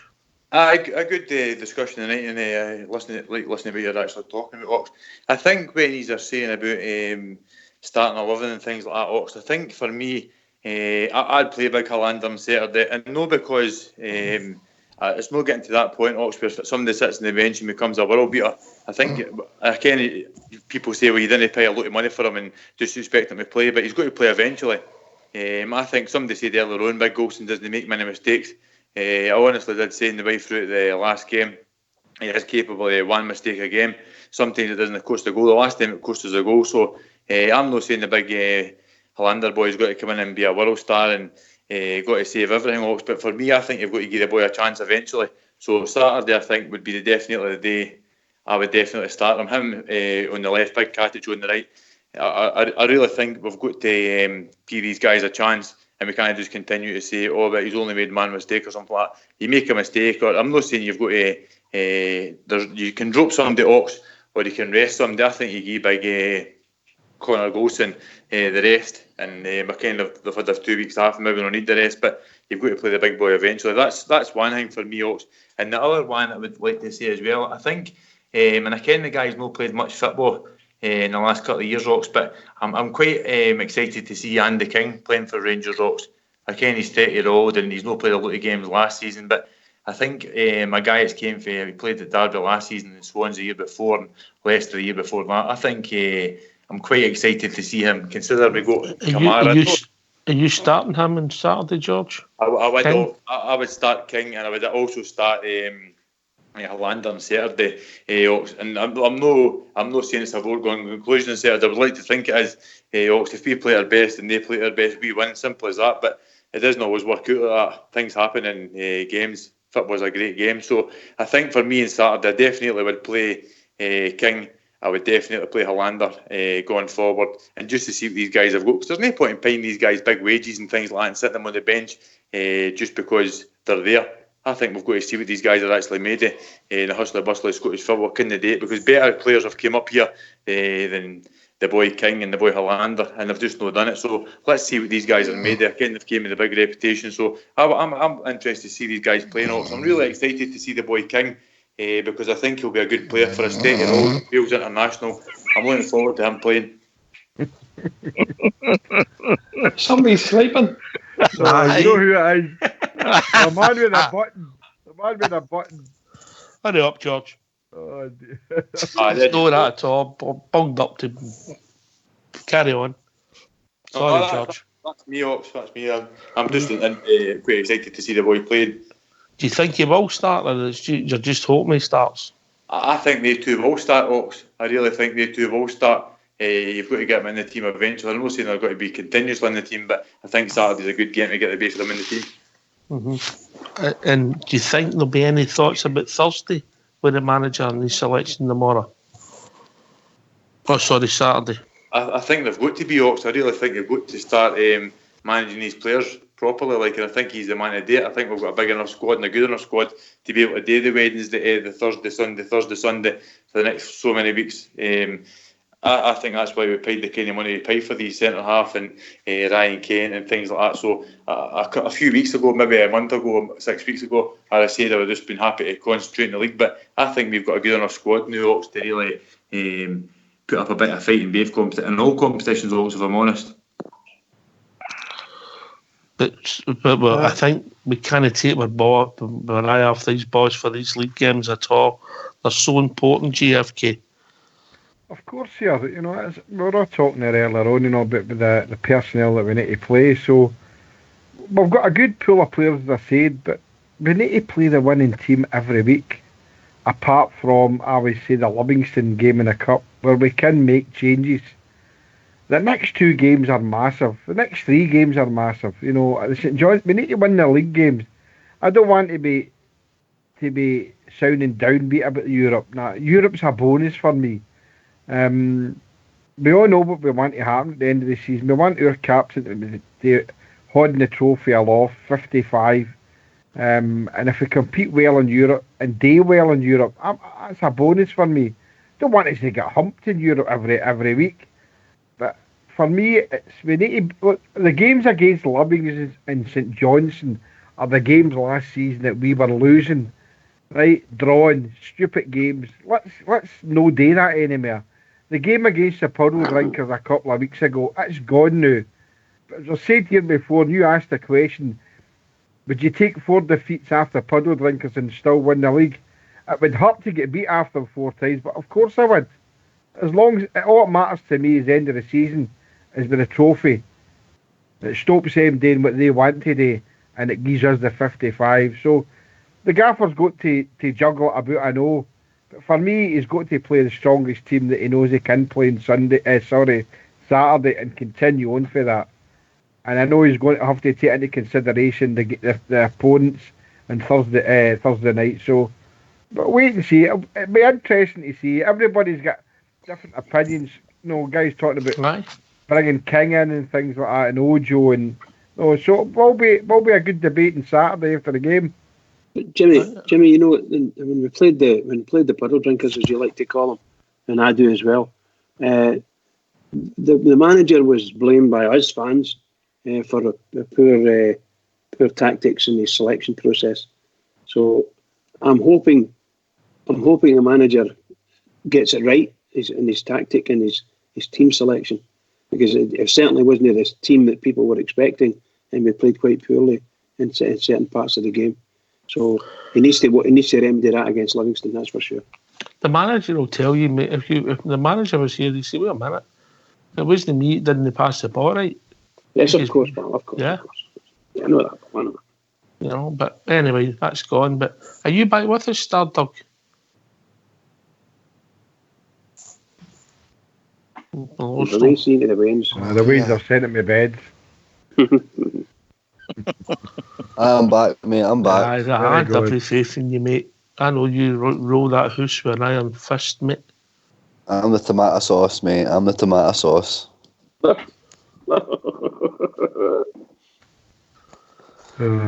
No, I got a phone call for the wee, and she's in Tenerife, so she was video chatting me before she does whatever she does earlier. You don't need to go into too much information. That's private, mate. I know, mate. I know. I was just saying.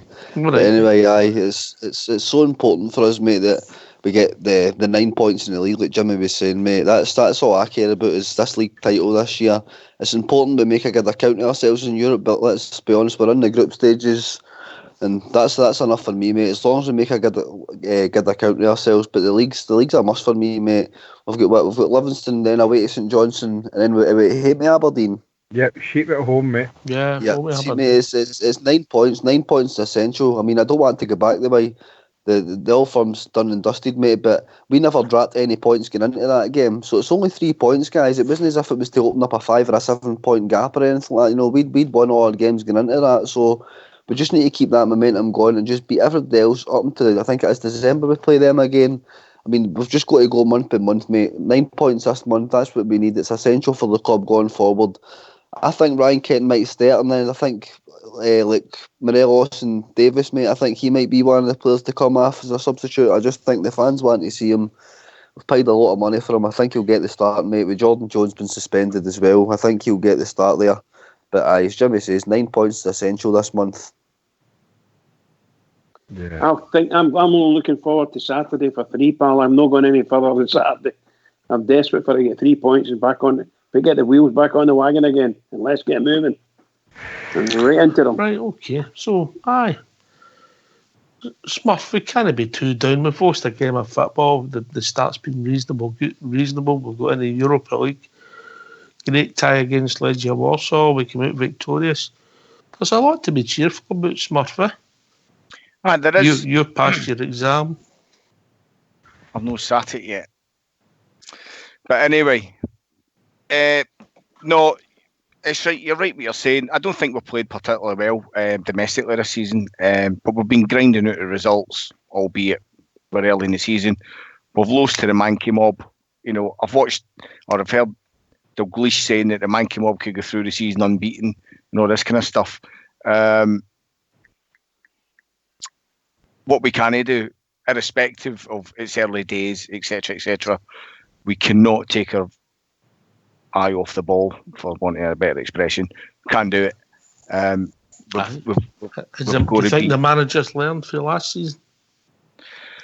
I don't know, because he's in his infancy as well as as a manager, and he's made mistakes and he's going to make more mistakes, and because Steven Gerrard gets cut a lot of slack because he's Steven Gerrard, and he also gets cut a lot of in the sense that people know he's signed up for 4 years. He's a global icon. He attracts a lot of positivity to the club, a lot of positive interest to the club, and a lot of players have come probably because of him. So I'll take that as a cue to shut up.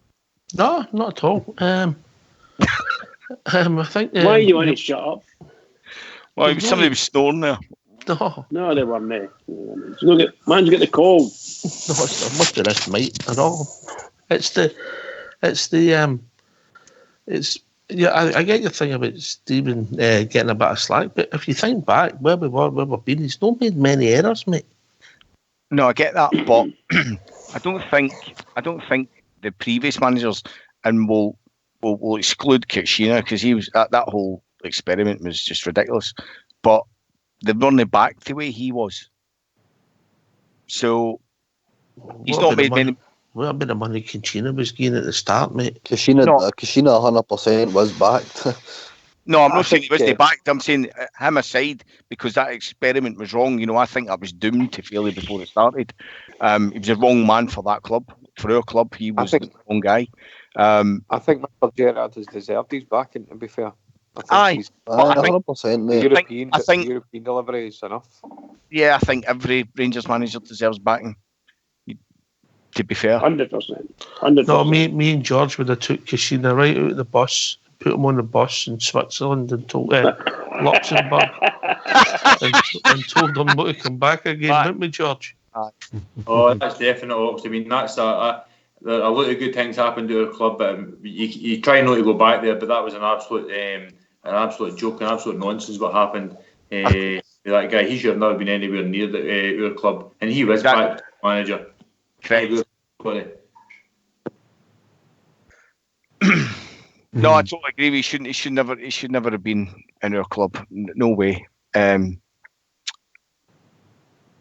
where we are, the manager's been backed. He's done relatively well. He's still learning. He's made mistakes. He's early in the season.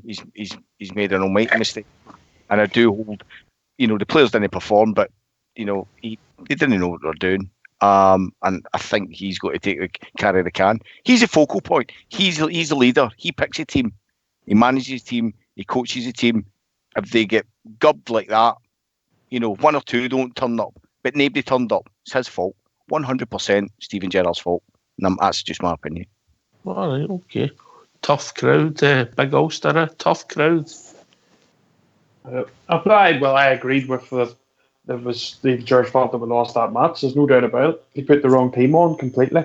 Started 4 players that haven't played a game together. Put Aribo in a position he hasn't played this whole season. So, you can blame the players as well, obviously, because they weren't up to it. But I think the whole shape of the team was completely wrong from the very beginning. But I think the reason that you can call it cutting them slack, but I think we can see that there's a real improvement with the team. You've got the likes of Kamara, who's been away with Finland, playing absolutely fantastic. You have Aribo playing for Nigeria, scoring a goal. You have Davis playing for Northern Ireland as usual. Jack, obviously, in the Scotland squad.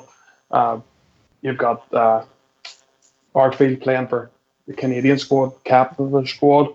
So you can see that he's definitely got a standard of player now that's well above anything we've had for the past 10 years.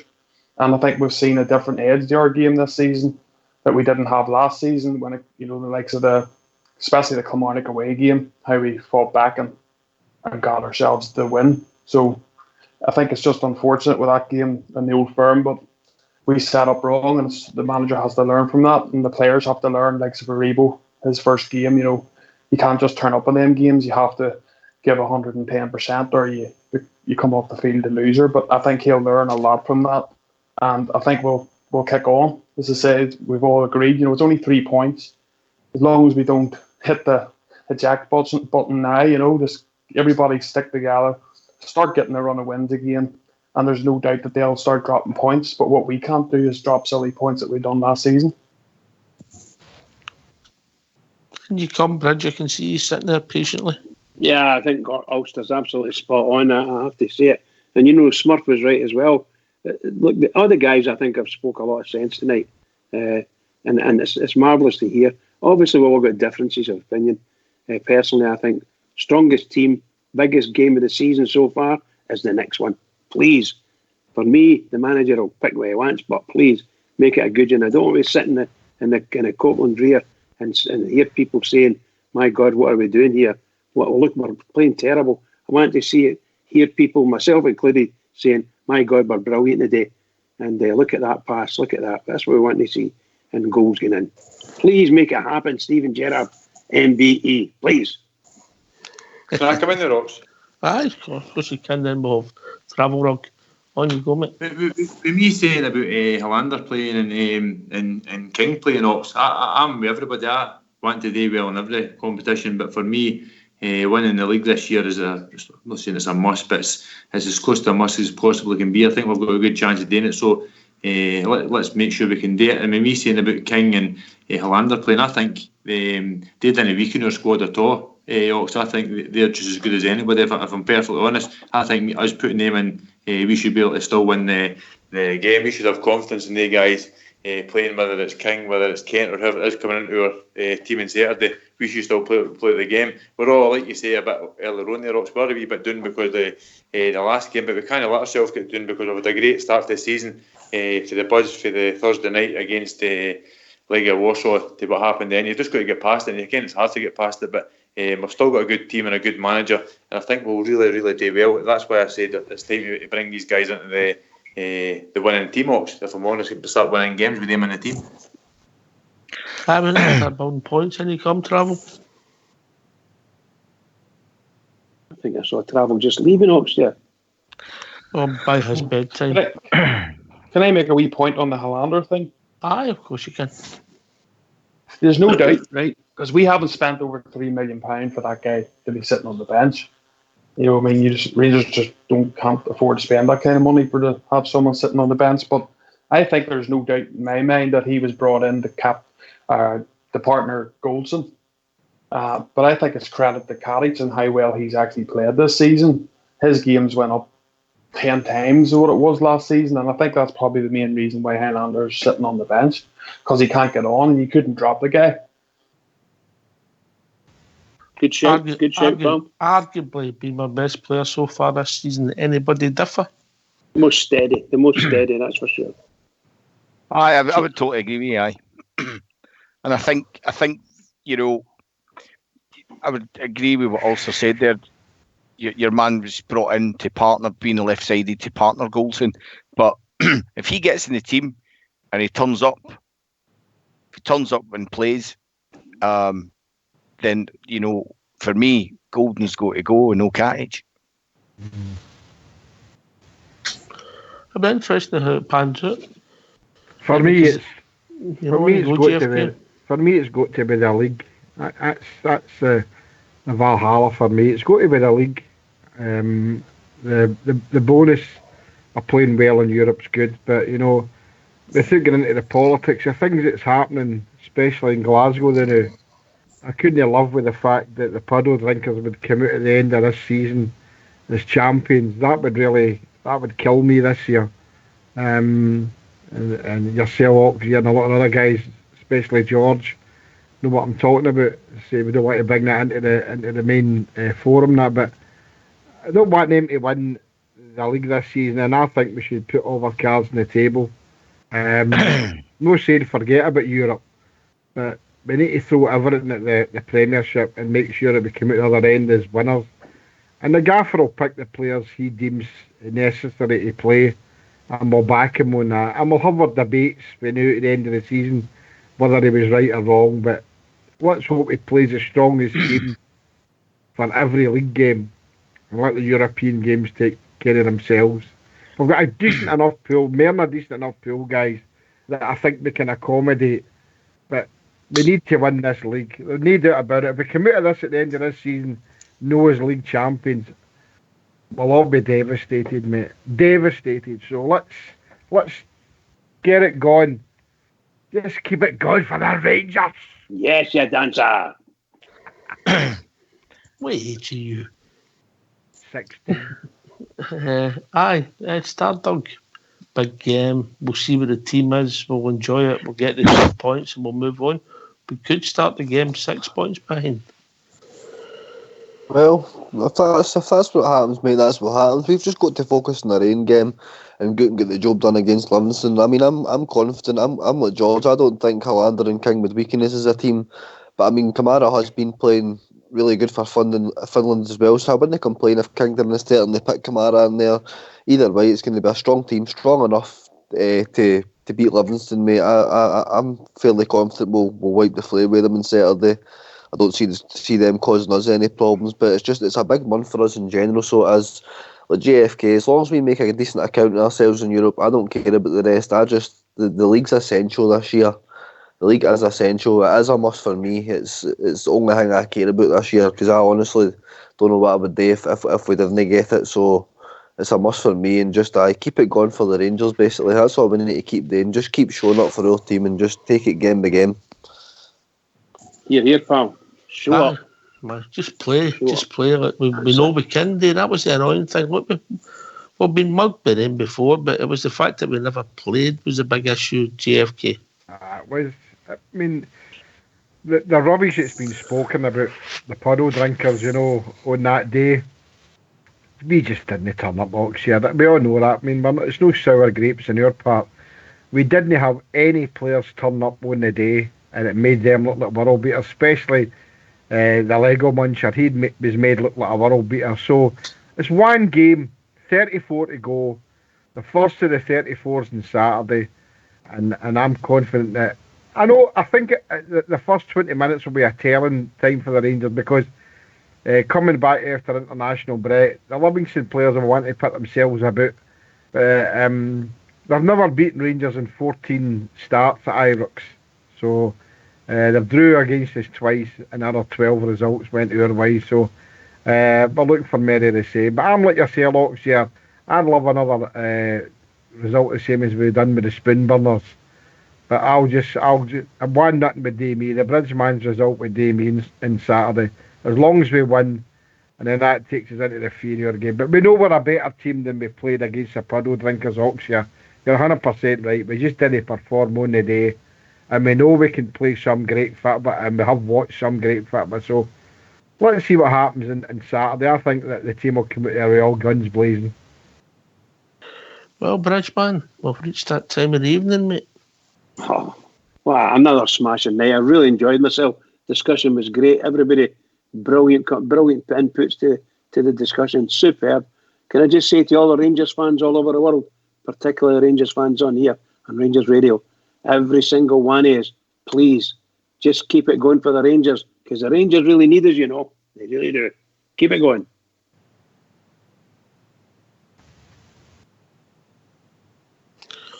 Well, Bridgeman, thanks for that, mate. Can I thank everybody who's took the time to join us on the call tonight, everybody on the panel, everybody in the lobby, everybody for taking the time to listen to Rangers Radio. We'll be back tomorrow night between 9 and 11 talking about all things Rangers. Take it away, old school boys.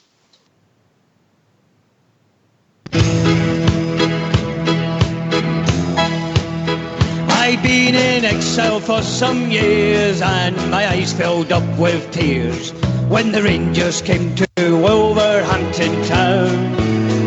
So I took a trip along just to hear some famous songs when the Rangers came to Wolverhampton town. I stood there all alone while the boys all down from home sang of Rangers, that team of great renown. And a sight I'd never seen when they sang God Save the Queen, when the Rangers came to Wolverhampton town. There's not a team like the Glasgow Rangers, one of the famous songs they sung. And a sight I'd never seen when they sang God Save the Queen, when the Rangers came to Wolverhampton town. Now on the field below, the boys put on a show, the likes they'd never seen at Molyneux. And it's football, it was grand, from Macmillan, Scott and Brand, when the Rangers came to Wolverhampton town. There's not a team like the Glasgow Rangers, one of the famous songs they sung. And a sight I'd never seen when they sang God Save the Queen, when the Rangers came to Wolverhampton town. Now the league flag must come nearer with men like Bobby Shearer, the way he played at Wolverhampton town. And the world forever after would sing of Jimmy Baxter, for on his head they placed that noble crown. There's not a team like the Glasgow Rangers, one of the famous songs they sung. And a sight I'd never seen when they sang God Save the Queen, when the Rangers came to Wolverhampton town. Now I knew it had to happen, I heard a mighty roar, the famous Glasgow Rangers they had scored. And the sky was white and blue, Wolverhampton shook right through, the loyal rampant Rangers had come through. There's not a team like the Glasgow Rangers, one of the famous songs they sung. And a sight I'd never seen when they sang God Save the Queen, when the Rangers came to Wolverhampton town. When the Rangers came to Wolverhampton town.